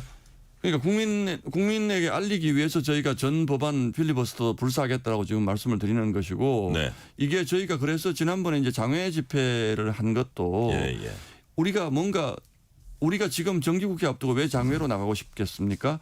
뭔가 장외 집회를 하든 전 법안 필리버스터를 하든 뭔가 충격을 줘서 국민들에게 알리지 않으면 이게 저희 정당의 이익이 아니고 대한민국의 민주주의가 무너져 가는 과정이 사실은 이게 이제 선거로 입법권을 장악한 선거로 대통령이 된 사람이 언론을 장악하고 그다음에 사법부를 장악하는 것이 대개 동유럽이나 남미나 이런 국가 뭐 페루든 이런 국가들이 과거에 겪었던 과정들입니다. 사법부가 무너지는 것은 정말 무서운 일이거든요. 그런데 지금 민주당이 하는 거 보면 누가 보더라도 사법부를 손에 넣겠다. 헌법재판관을 대규모로 늘리는 건요 아주 전형적인 방법입니다. 남미의 민주주의가 무너지는 과정에서 선출 독재다 보시는 거예요? 선출 독재로. 그래서 유명한 얘기가 있습니다. 모든 폭정은요 선거로부터 시작된다 그랬습니다. 이게 무슨 얘기냐면 두 가지가 있죠. 권력을 잡는 것은 총칼을 가지고 쿠데타를 하는 방법이 있고 또는 시스템 안에서 이제 독재로 가는 길이 있는데 그 시스템 안에서 독재로 가는 이제 기본적인 것이 입법부를 장악을 하고 나면 그다음에 언론 장악하고 사법부 장악하는 길이거든요. 정말 놀랍게도 대한민국의 지금 이 정부가 저는 이해할 수 없습니다만 그 코스를 그대로 따라가고 있습니다. 지금. 대한민국이 2025년에 그 일이 벌어지고 있다. 그 일이 벌어지고 있습니다. 저는 대법원장 특별 내란 재판부 만들겠다고 했을 때 설마라고 생각을 했고 대법원장을 공격할 때 공격하는 거겠지 정치적으로 설마 저 사람을 대법원장을 국회 청문회장에 세운다. 대법원장을 끌어내린다. 탄핵한다. 찍어낸다. 상상할 수 없는 일이라고 생각했습니다. 갑자기 헌법재판관 수를 2배, 26명이면 거의 2배잖아요. 지금. 대법관. 2배로 늘린다. 저는 대한민국에서 이거 상상할 수 없는 일이라고 생각을 했습니다. 그런데 하나하나 지금 다 하고 있습니다. 지금. 뭐 좀 전에 물어보셨지만 방송법 바꿔서 공영방송, 민영방송 지배구조 본인들 마음대로 하겠다고 하는 거 저는 있을 수 없는 일이라고 생각을 했습니다. 왜냐하면 민주당 안에도 적어도 양심이 있는 분들이 있을 것이고 전문가들이 있으면 이건 아니지 않느냐. 물론 지금 보면 일부 의원들이 검찰개혁 같은 거 보면 이건 아니지 않느냐 목소리를 내시잖아요. 네네. 그게 정상적인 겁니다. 그런데 검찰 수사권 완전히 박탈, 사법부 완전 장악. 네. 이것은 독재로 가는 길이라고 밖에는 볼 수가 없습니다. 많은 역사가들이 독재로 가는 길이 이런 방식으로 이루어졌다는 것을 상세히 여러 가지 저서에서 저술해 놓고 있습니다. 그래요. 근데 이걸 제가 뭐 그 정치적으로 좀 얘기하는 것이 아니고 이미 많은 국가들이 이렇게 독재로 갔습니다. 근데 지금 대한민국 경제력 세계 7위, 8위를 간다는 대한민국이 과연 이렇게 가는 것이 맞는가? 또 하나 두려운 것은 네. 그럼에도 불구하고 이재명 대통령은 매우 선정을 베푸는 것처럼 투 트랙으로 지금 나눠져 있지 않습니까? 네네. 저는 이거 투 트랙을 뭐 당연히 우리말을 잘 안 들어서 어쩔 수 없습니다라고 자꾸 얘기하는데 네. 저는 그렇게 생각하지 않습니다. 내심에 대통령은 선한 역할, 당은 약간 악역, 이걸 나눠가지고 이렇게 정치를 이렇게 나쁜 방향으로 이끌어가고 있는 것이다. 네. 이게 바로 지난번 대선을 치를 때 저희가 경고했고 국민분들께 호소했던 부분들이 그대로 지금 민주당 정부에서 나타나고 있다. 저는 그렇게 보고 있습니다. 민주당이 이제 뭐 노란봉투법, 상법 개정안 이렇게 해서 기업들이 우려하는 법들을 계속 이제 통과시키고 했는데 그러면 저 배임죄 이런 부분 좀 완화하거나 폐지하겠다 해서 그런가 했는데 모든 배임죄를 폐지하겠다고 합니다. 형법상 배임죄까지. 이거는 역시 이재명 고학입니까? 당연하죠. 저도 배임죄 노란봉투법이 통과가 됐을 때 네. 이건 불가항력이니까 그런 배임죄라도 좀 완화했으면 좋겠다. 저도 개인적으로 법안을 냈습니다. 배임을 우리가 경영상에 아주 구체적이고 명백한 사유가 있을 때 어떤 네. 투자를 했다는 이런 것은 배임 물으면 안 된다는 법안을 저도 낸 적이 있는데 저희 당의 기본 입장은 노란봉투법 상법 개정은 안 된다는 것이었지만 그럼에도 불구하고 추진한다면 배임죄를 좀 완화할 필요는 있다. 그런데 민주당이 이거를 덥석 가져가서 꼭 재계에 선심 쓰는 것처럼 얘기하지 않습니까? 그런데 배임이 없어지면요. 정말 나쁜 배임도 있습니다. 그 나쁜 배임은 피해를 누구에게 줍니까? 주주들에게 주지 않습니까? 그런 배임죄도 묻지 말자고 하는 것이 말이 안 되거든요. 그래 놓고서는 모든 배임죄. 지금 왜냐하면 이재명 대통령의 범죄 중에 선거법 제외하면 가장 큰 게 배임입니다. 성남시장 시절에 있었던 대장동. 그 다 공소 취소할 수 있는 근거를 마련하기 위한 법이거든요. 그러면서 이걸 프레임을 어떻게 가져가느냐 하면 기업들에게 선심 쓰듯이 얘기를 합니다. 그게 말이 안 되는 거거든요. 기업 입장에서도 그러면 배임이 완전히 없어지는 것이 좋은 것이냐. 그렇지 않습니다. 기업도 필요한 부분에 배임의 책임을 물어서 주주들의 이익을 보호하는 것, 근로자들의 이익을 보호할 필요는 있습니다. 그런데 그것만 해가지고는 이재명 대통령의 죄가 묻히지 않을 것 같으니까 모든 배임죄를 다 없애자 이렇게 나오는 거예요. 그래서 저희가 그것에 대해서 반대하니까 아니 배임죄 없애는 건 당신네들이 기업 보호한다면서 주장한 거 아니야라고 저희를 뒤집어 씌우거든요. 정말 이거는 나쁜 그 프레임입니다. 저희는 이걸 기업을 생각하면 노란봉투법 이런 거 하면 안 되는 거죠. 상법 개정안에서 뭐 감사 선임 이런 거 이상하게 만든 것도 하면 안 되는 거죠. 그거 다 해놓고서 기업들에게 선심 쓰듯이 그런 배임죄 없애줄게. 근데 그게 사실은 보니까 이재명 대통령과 관련 있는 배임을 전부 없애기 위한 전략이더라. 그렇게 볼 수밖에 없는 상황입니다. 장외투쟁 뭐 대구에서 한 거는 어떻게 평가하시는지 그리고 앞으로 일단은 좀 계속합니까? 이어서 저희는 합니까? 이제 이 장외투쟁이라는 것을 강박관념을 가질 생각은 없습니다. 저희 당 지도부가 왜냐하면 지난주 주말에 했으니까 매주 한다라든지 이건 아닙니다만은 이번 주도 저희가 합니다. 주말에 하긴 하는데 지금 이걸 하는 이유는 이 사법부 붕괴라는 이 엄중한 상황에 대해서 저희가 그러면 국민들에게 알리지 않고 뭐 법사위의 논쟁 정도로만 이게 국민들에게 인지가 되면 이게 정말로 큰일이거든요. 사실은 국민분들께서는 대법원장은 뭐 국회 나와서 증언하면 안 되나 이렇게 생각하실 수도 있지만 그 대법원장이라는 자리가 헌법에서 보장하는 어마어마한 사법부의 독립이라는 것은 자유민주주의 삼권 분립을 지키는 가장 핵심적인 것이거든요. 가치거든요. 네. 그걸 무너뜨리지 말자는 것인데 국민분들에게 저희가 그게 무너지는 상황을 설명을 안 할 수가 없습니다. 네. 그래서 장애 집회 하는데요. 저희가 뭐 그러면 그 다음 주 또 한다. 매주 한다. 그런 건 아닙니다. 저희가 필요하면 장애 집회도 하고 또 아까 말씀드린 것처럼 무제한 필리버스터도 하고 원내 투쟁도 하고 원내 투쟁도 하고 또 뭐 저희처럼 법사위에 있는 사람들이 뭐 또 투쟁도 하고 이렇게 해서 유연하게 저희는 대처할 것입니다. 그러나 네. 지금의 이 상황이 과연 저희가 점잖게만 해가지고 국민들이 다 알아주실 상황이냐 그렇게 저희가 생각을 하기 때문에 네. 특히 이 사법부가 사법권 독립이 침해되는 이 헌정이 무너지는 이 상황에 대해 민주당 저희 보고 내란정당 그러는데 네네. 사실은 계엄 선포한 것밖에 이유가 없습니다. 그런데 저는 내란이라고 하는 것이 고의로 헌정 질서를 파괴하면 그 내란이라고 나와 있거든요. 예. 지금 민주당이 하는 사법부 이 붕괴는 사법부 독립 침해는 저희가 보기에는 내란에 다름없습니다. 네. 입법 쿠데타인 것이죠. 사법부 국회의장을 어제 저희가 국회의장 청문회에 대해서도 비판하면서 이건 입법 쿠데타라고는 표현을 썼는데 네. 저는 이것을 저희가 자시할 수가 없고 우리 국민분들도 이건 진영의 문제가 아닙니다. 사법부가 무너지면 네. 모든 국민이 피해자가 되는 겁니다. 이걸 진영의 관점에서 좀 안 봐주셨으면 정말 감사하겠습니다. 네. 오늘 말씀은 여기까지 듣겠습니다. 지금까지 신동욱 국민의힘 최고위원이자 의원이었습니다. 의원님 오늘 말씀 감사합니다. 예, 고맙습니다. 감사합니다. 편지 왔습니다. 퇴근길 지친 당신에게 힘이 되는 뉴스를 전해드립니다. 매일 저녁 당신과 함께 읽는 세상 이야기. KBS 1라디오 뉴스레터 K.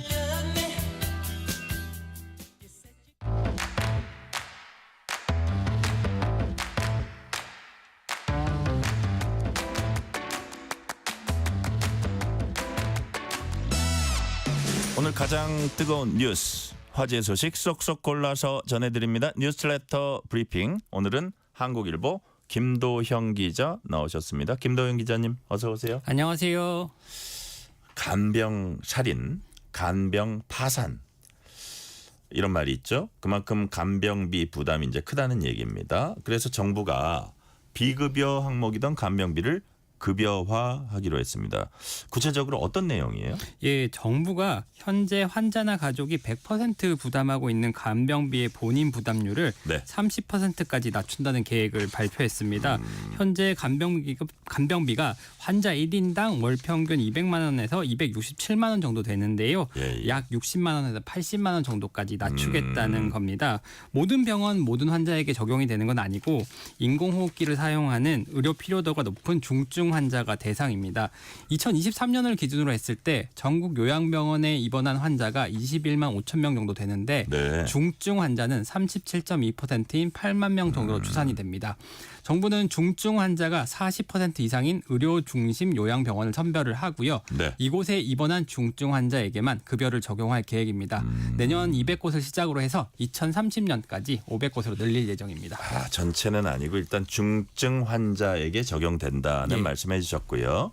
자, 그렇게 중증 환자 대상이라도 아마 재정 부담은 만만치 않을 것 같습니다. 재정이 얼마나 필요한 걸로 추산되고 있어요? 예, 정부의 추산대로라면 5년간 추가로 필요한 건강보험 재정이 6조 5천억 원 정도입니다. 기획재정부의 장기 전망에 따르면 건보기금이 2026년에 적자로 전환이 되고 2033년에는 준비금이 바닥날 전망인데 간병비의 건보 재정까지 투입이 되게 되면 기금 소진 속도가 더 빨라질 수밖에 없습니다. 때문에 건보료 인상이 불가피하다는 지적까지 나오고 있습니다. 복지부에서 여러 대책을 강구하고 있는데요. 일단 환자의 의료 필요도를 평가하기 위한 환자 분류 판정 체계를 새로 도입할 예정이고요.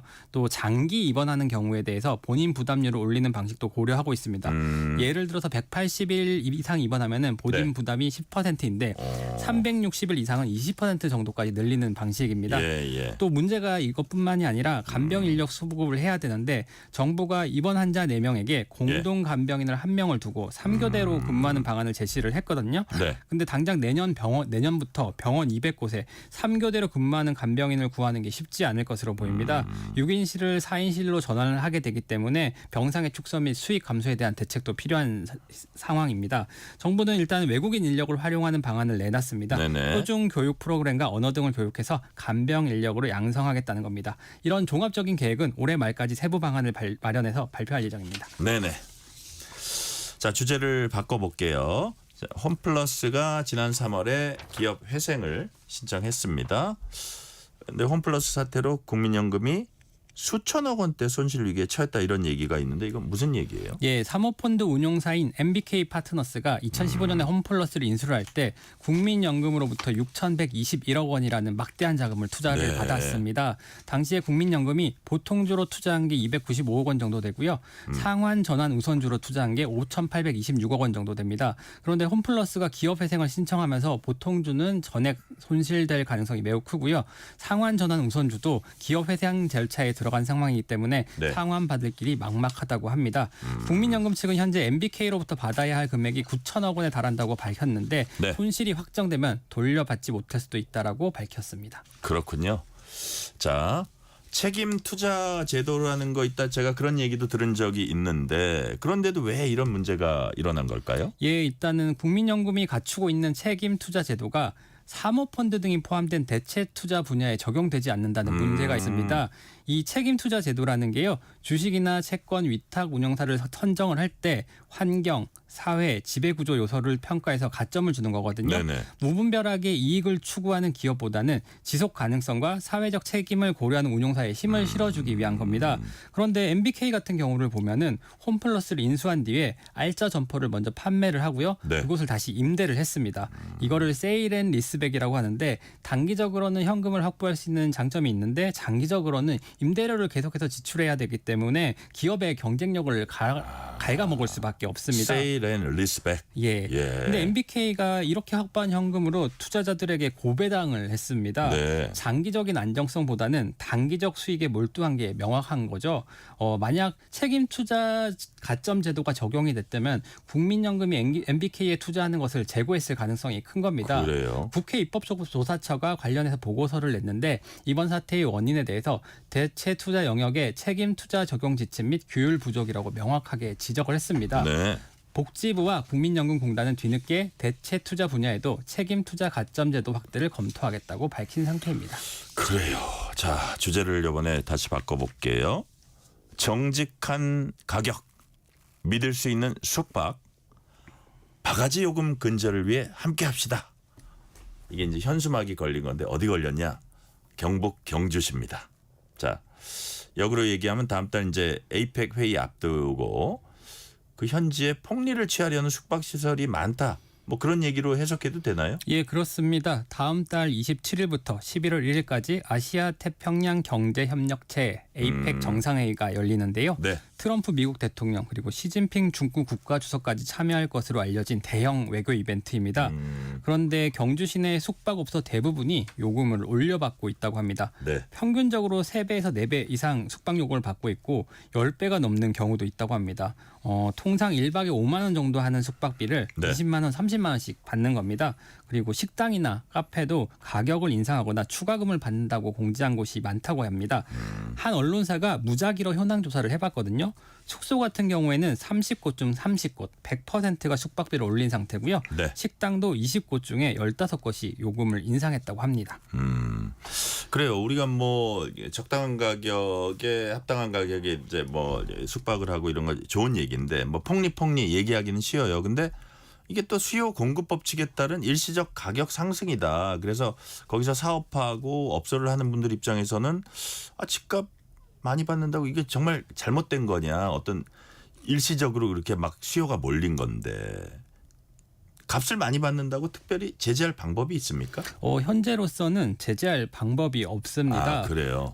경주뿐만 아니라 주요 관광 이벤트에서 바가지 요금 논란이 늘 되풀이가 되잖아요. 지난해 서울 세계 불꽃 축제에서도 서울 여의도에 100만 원대 객실이 300만 원대까지 뛰어가지고 화제가 된 적이 있었는데 네네. 문제는 공중위생관리법에 숙박요금표를 게시하고 게시된 요금을 준수해야 한다는 규정만 있습니다. 그러니까 수요가 뛰는 시기에는 업주가 새로운 가격을 정해서 게시를 하고 그 요금을 받게 되면 문제가 없는 겁니다. 그러니까 새로운 본래 한 10만 원 받았는데 50만 원 게시만 하면 문제 없는 거예요? 예, 맞습니다. 네. 그래서 경주시도 상시 모니터링을 실시하고 있는데 문제가 확인된 업소에 대해서 적정 가격을 지켜달라고 설득하는 정도 수준이라고 합니다. 네네. 다만 정부 같은 경우에는 중앙부처와 지자체 합동 점검반을 구성해서 불공정 행위를 적극 점검한다는 방침을 오늘 밝혔습니다. 윤호중 행안부 장관은 바가지 요금은 단순한 가격 문제가 아니라 지역 관광과 도시 신뢰를 흔들 수 있는 심각한 사안이라며 함께 힘을 모아야 바가지 요금 없는 도시가 실현된다라고 당부를 했습니다. 그러니까요. 또 큰 국제 행사인데 외국 사람들 많이 오고 네. 외국 언론들도 오는데 야, 코리아 이거 좀 심한데 이런 부분들은 좀 이렇게 같이 좀 고민을 해야 될 부분, 아무리 시장 원리가 그렇다고 하더라도 그런 것들은 같이 고민을 해보면 좋겠다는 생각이 드네요. 자, 마지막 소식은 해외 소식입니다. 인도네시아 발리에서 벌어진 일입니다. 호주 청년, 오스트레일리아 청년이 사망을 했습니다. 근데 웬일인지 시신에서 장기가 사라졌다고 합니다. 이거 어떻게 된 거예요? 예, 호주 현지 보도에 따르면요. 네. 호주 퀸즐랜드 출신의 20대 바이런 헤드우가 지난 5월 인도네시아 발리의 한 개인 빌라에서 사망을 했습니다. 네. 헤드우는 발리의 한 사립병원으로 이송돼서 사망 증명서가 발급됐는데 사인은 익사로 기재가 됐습니다. 사망 후 약 4주가 지나서 시신이 유족에게 인도가 됐습니다. 이 인도를 받은 유족이 호주에서 2차 부검을 진행을 했는데 이때 시신에서 심장이 사라졌다는 사실이 드러나게 된 겁니다. 네. 심장이 사라진 경위는 아직 정확하게 밝혀지진 않았는데요. 인도네시아 경찰이 현지의 법의학 전문가에게 법의학적 부검을 요청했다고 합니다. 부검을 접수한 마가렛 구나완 박사가 임상 부검의 경우 장기를 따로 보관하는데 유족의 동의가 필요하지만 법의학적 부검은 인도네시아 법에 따라 동의가 필요하지 않다라고 얘기를 했습니다. 그래요. 법의학적 부검에서 사인을 규명하기 위해 장기 전체를 따로 보존하는 것은 전 세계적으로 흔한 관행이라고도 주장을 했는데요. 부검 과정에서 심장 등 중요 장기를 따로 보관했을 가능성을 언급한 겁니다. 다만 헤도우가 숨진 지 나흘 뒤에 발리 경찰에 신고가 접수됐고 네네. 시신 곳곳에서 여러 상처나 멍이 발견됐고 또 그를 감쌌던 수건에서 혈흔이 발견된 점 등을 이유로 유족들이 반발을 하고 있습니다. 유족 측은 발리 당국의 설명 부재가 국제적 신뢰를 해치고 있다면서 정확한 경위를 밝혀줄 것을 요청했고요. 또 장기도 반환할 것을 요구를 하고 있습니다.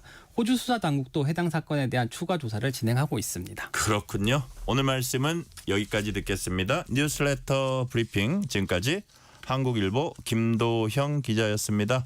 오늘 말씀 감사합니다. 감사합니다.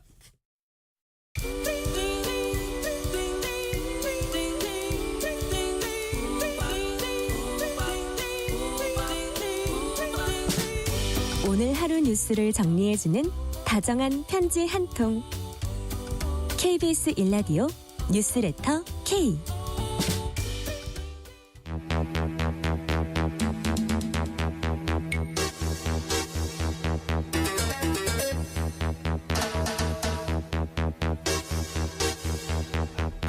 배상훈 프로파일러와 범죄 이면까지 알아보는 시간, 베프의 범죄도시 코너입니다. 오늘도 배상훈 프로파일러 나오셨습니다. 프로파일러님 어서 오세요. 안녕하세요. 자, 오늘은 어떤 얘기 할까요? 오늘은 조금 딱딱하다고 할까요? 네. 왜냐하면 요새 이제 검찰 개혁 관련된 부분에 있어서의, 그러니까 검찰 개혁이 되면서 수사권이 경찰로 다 넘어오는 과정에서 네. 경찰에 대한 수요가, 그러니까 로펌 수요가 네네. 늘어나고 있다, 이런 기사가 많이 나오고 있어갖고 실제 어떤 상황인지를 한번 알려드리는 게 시청자들한테 도움이 될 것 같아서 한번 말씀드려보려고 합니다. 지금 프로파일러님 말씀은 어쨌든 검찰 개혁 와중에서 생기는 어떤 현상, 인력의 어떤 현상인데 경찰들이 어디로 가나 어디로 이동하나, 그래서 그것이 어떤 그 결과를 맺나 뭐 이런 말씀을 하시는 것 같고요.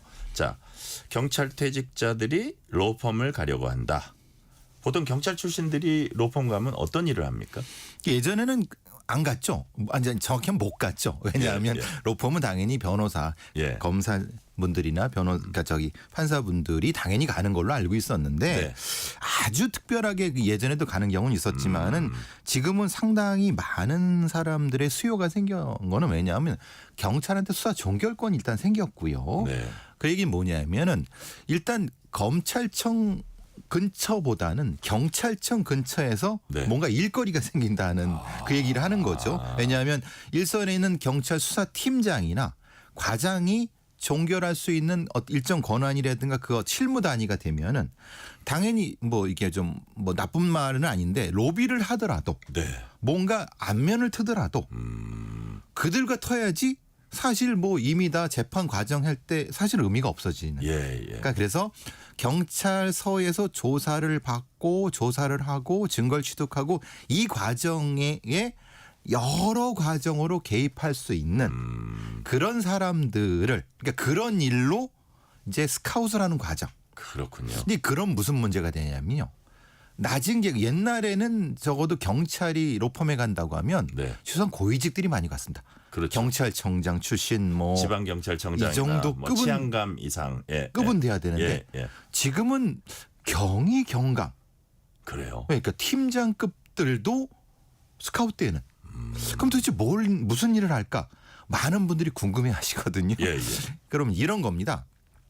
살인 사건이 벌어졌으면 살인 사건 현장에 어떤 증거가 어떻게 취득되는 거에 대한 개입은 할 수 없지만은 대략 이런 거죠. 우리 로펌에 이런 그 CSI 출신의 그러니까 감식반 출신의 경찰 뭐 팀장 출신들이 전체적으로 어떻게 운영되는지에 대한 거를 조언도 해주고 또 뭐 때에 따라서는 이제 그쪽 사람들과 경찰 사람들과 안면도 트고 이거 불법적인 건 아닙니다만은 그런 일부터 시작해서 경찰에서 일어나는 다양한 수사 과정들에 모두 다 뭐 개입은 그렇지만 약간 그 접촉을 하는 과정에 어떻게 돌아가는지 알 수 있게 알 수 있는 거죠. 로펌에서.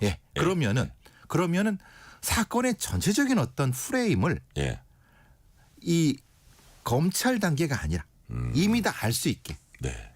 근데 아시다시피 이제는 앞으로 법이 어떻게 바뀔지 모르겠지만은 검사들은 현장을 이제 잘 모르는 상태가 되겠죠. 그렇죠? 수사권이 없어지니까. 그러면 실제로 어떤 로펌은 누구를 채용을 하겠습니까? 현장을 잘 알고 그리고 아까 좀 젊은 층이라 그랬는데 팀장급이라 그랬는데 아주 활동력을 발휘할 수 있는 사람? 그렇죠. 그래서 이제 경찰 중간 간부들이 많이 스카웃되는 겁니다. 그러니까요.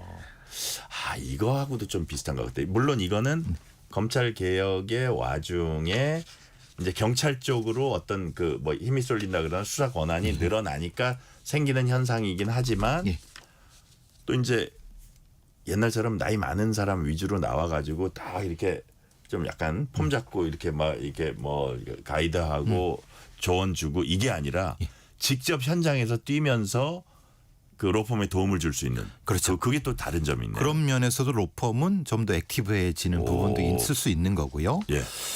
이제 부정적으로 보면은 애초에 그 사건의 초기 단계부터 개입하는 것이 아니냐라고 하는 부정적인 인식도 분명히 있습니다. 그게 뭐냐면 과연 이게 이해 충돌에 해당하지 않을까? 맞습니다. 그렇죠. 왜냐하면, 그런 부분은 좀 미묘한데 어떨 것 같아요? 왜냐하면 경찰은 경찰 기수도 있고 사실은 같이 수사했던 사람들은 다 압니다. 형님 동생 사이고 다 알거든요.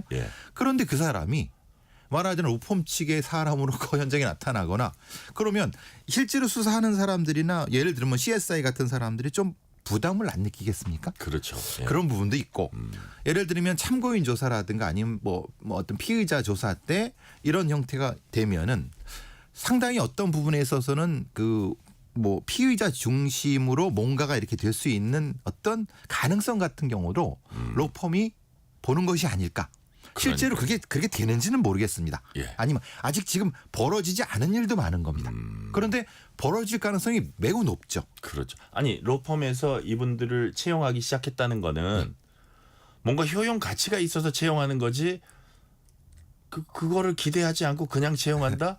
절대 공짜 점심이 있나요? 절대 세상에? 꽁돈 쓸 사람들이 아니죠. 그러니까 얼마나 무서운 사람들인데. 예를 들면 김앤장, 율촌, 태평양 이게 얼마나 큰 로펌들입니까? 그러니까요. 거기에 그 사람들이 돈을 허투루 쓴다? 절대 그럴 일이 없죠. 그러니까요. 예.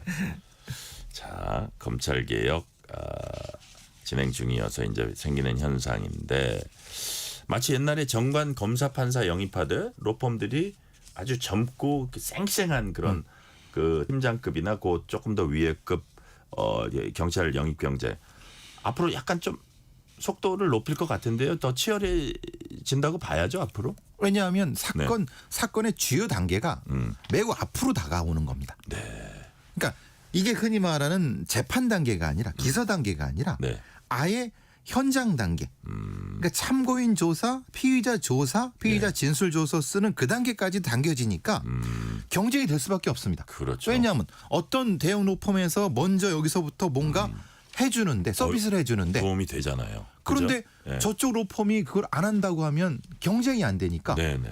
최소한 5대 대형 로펌들은 지금 경쟁이 이미 벌어지고 있는 단계죠. 그러니까요. 자, 그렇다면 우리가 이제 판검사 정관예우 하잖아요. 예. 이것도 비슷한가요? 아니면 조금 다를까요? 정관예우나 이런 측면은. 이걸 정관예우라고 불러야 되나? 글쎄, 우리가 관이라고 하면 좀 고위직을 얘기하는 거지 않습니까? 고위직이니까 그 고위직에 걸맞는 딱 단독 사무실 주고 연봉 10억 뭐 그 이상. 연봉 많이 주고 이것도 그냥 막 격한 변호사 업무가 아니라 의견서 뭐 한 달에 몇 개씩 써주면 그리고 뭐 법인카드 이거 뭐 조금 식사하고 다니십시오. 이거를 예상하는데 그거하고 좀 달라요? 그런데 행태는 비슷할 수가 있습니다. 네. 왜냐하면은 어쨌든 이 사람들이 뭐 점심을 먹을 때 경찰서나 경찰청 주변에 가서 먹다가 우연히 수사하는 사람들과 마주쳤네? 예, 일부러 가는 거 아니에요? 이게 참 그러면은 이건 농담이었습니다. 그러니까 이제 사실은 진담일 수 있는 거죠. 왜냐하면 경찰의 윤리 규정상 사건 관련된 이거 맞지 말라고 합니다. 그렇죠. 예. 근데 아니 우연히 밥 먹다가 얘기하는데 그거를 일일이 다 할 수가 있느냐? 사실 이런 부분도 사실은 앞으로 엄정하게 규정을 만들어야 되는데 아직까지는 세세한 규정이 없는 일종의 무의 상태입니다. 그래요. 그럼 그거를 정관예우 뭐라고 부르기 참 애매합니다. 그러니까 일단은 시행해 보고 얼마나 기여를 하나를 종합적으로 따지겠죠. 그죠? 근데 로펌은 굉장히 도움이 된다는 걸 이미 감각적으로 아는 것 같습니다. 그러니까요. 자, 근데 이제 경찰 입장에서는요, 프로파일러님.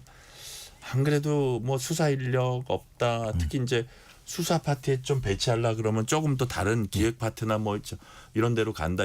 안 그래도 수사 인력 부족을 호소하는데 이게 더 심화될 가능성 많은가요?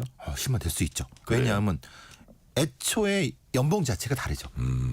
그리고 기본적으로 올라갈 수 있는 고위직은 한정돼 있습니다. 네네. 그럼 자기가 경감 뭐 팀장 하는데 과장 뭐 서장까지는 어렵다 생각하면 애초에 틀을 수 있죠. 그러니까. 그럼 좀 우리가 말로 똘똘한 어떤 수사 팀장들은 그럴 때 그 인력 유출을 어떻게 할 거냐. 지금도 인력 힘든데 그래서 이제 말하자면은 이런 것을 좀 대비할 수 있게 경찰 표준 교육 체계라든가 아니면 사건 시스템 체제라든가 이런 것들을 좀 제대로 해야 되는데 사실 지금 이게 혼돈된 상태입니다. 아직 법도 만들어지지 않았는데 그러니까요. 법이 만들어진다고 하고 있고 수사는 경찰이 다 한다. 그러니까 중수청이 있고 뭐 그렇지만 사실 행안부에 다 들어와 있는 상태이기 때문에 좀 걱정이 되긴 합니다. 그래요. 이 수사 인력을 어떻게 확충할 것인지에 대한. 그 부분도 참 걱정되는 부분이고 경사급 이상이면 취업심사 대상 된다 이런 얘기가 있던데 혹시 취업심사에서 지금까지 이제 쭉 취합해 보면 가능 결정 받은 사람 얼마나 되는지 통계 같은 거 있어요? 뭐 여태까지는 한 30% 정도라고 합니다. 30%. 취업 제한은 43%. 취업 뭐 예를 들면 뭐 일종의 유보 같은 경우가 한 10 정도 되는 것 같고요. 그러니까 사실은 좀 엄격하게 보려고 하는 것 같습니다. 왜냐하면 경찰 엑소더스 현상을 가만두고 볼 정부가 아니기 때문에. 그럼 여기서 문제가 무슨 문제냐면은 약간의 이게 편법이라고 해야 되나요? 일본 말로 야모하는 그런 건데 그거를 하냐면 보직 관리를 약간 좀 비틀어서 해주는 겁니다. 예를 들면 형사 파트면은 직접적으로 이해관계가 되죠. 예. 근데 그 끝날 때쯤에 약간 경무 파트나 이게 사무 파트로 약간 돌리는 거. 예. 이렇게 하면 이게 어스무리하죠. 그러면은 취업 심사 받을 때 조금 더 나아요. 그렇죠. 왜냐하면 이게 직접적인 어떤 연관이 수사 아니죠. 파트에 있으면 계속 직접적인 연관이 되니까. 그렇죠. 그런데 이거는 경무라든가 아니면 교통 이런 경우는 직접 수사는 아니니까 직접 이해관계가 안 될 수도 있는 거거든요. 예. 근데 이건 큰 착각입니다. 왜냐하면 경찰의 많은 업무가 다 연결되어 있습니다. 근데 인사처에서 이걸 반영하고 있는지 모르겠습니다. 네. 그러니까 이걸 일종의 편법으로 유리하게 해석해 줄 수 있는 거기도 분명히 존재합니다. 그래서 그것도 역시 그물망을 촘촘히 짜야 되는데 이렇게 얘기하면 제 경찰 후배들이 저를 욕하겠죠. 예. 아니 나가서 돈 좀 벌겠다는데 왜 왜 선배가 고춧가루 뿌리냐? 근데 이건 국민을 중심으로 생각해야 되는 거죠. 그렇죠. 왜냐하면 이해관계가 충돌하면 안 되는 겁니다. 그러니까 엄격하게 법을 지켜야 되는 거고 돈을 벌더라도 기간을 두고 그러니까요. 5년이나 이렇게 좀 지키면서 하는 건 어떨까 싶습니다. 취업 심사에서는 어떤 걸 주로 봐요? 어떤 걸 심사해요? 이해관계가 직접적 이해관계. 이게 이해관계가 있는지 이해 충돌이 있는지를 주로 본다. 취업하려는 로펌에서 네. 이 사건을 지금 담당하고 있는지. 근데 이 사람이 이걸 했었는지. 네. 그럼 이렇게 가면 안 되죠.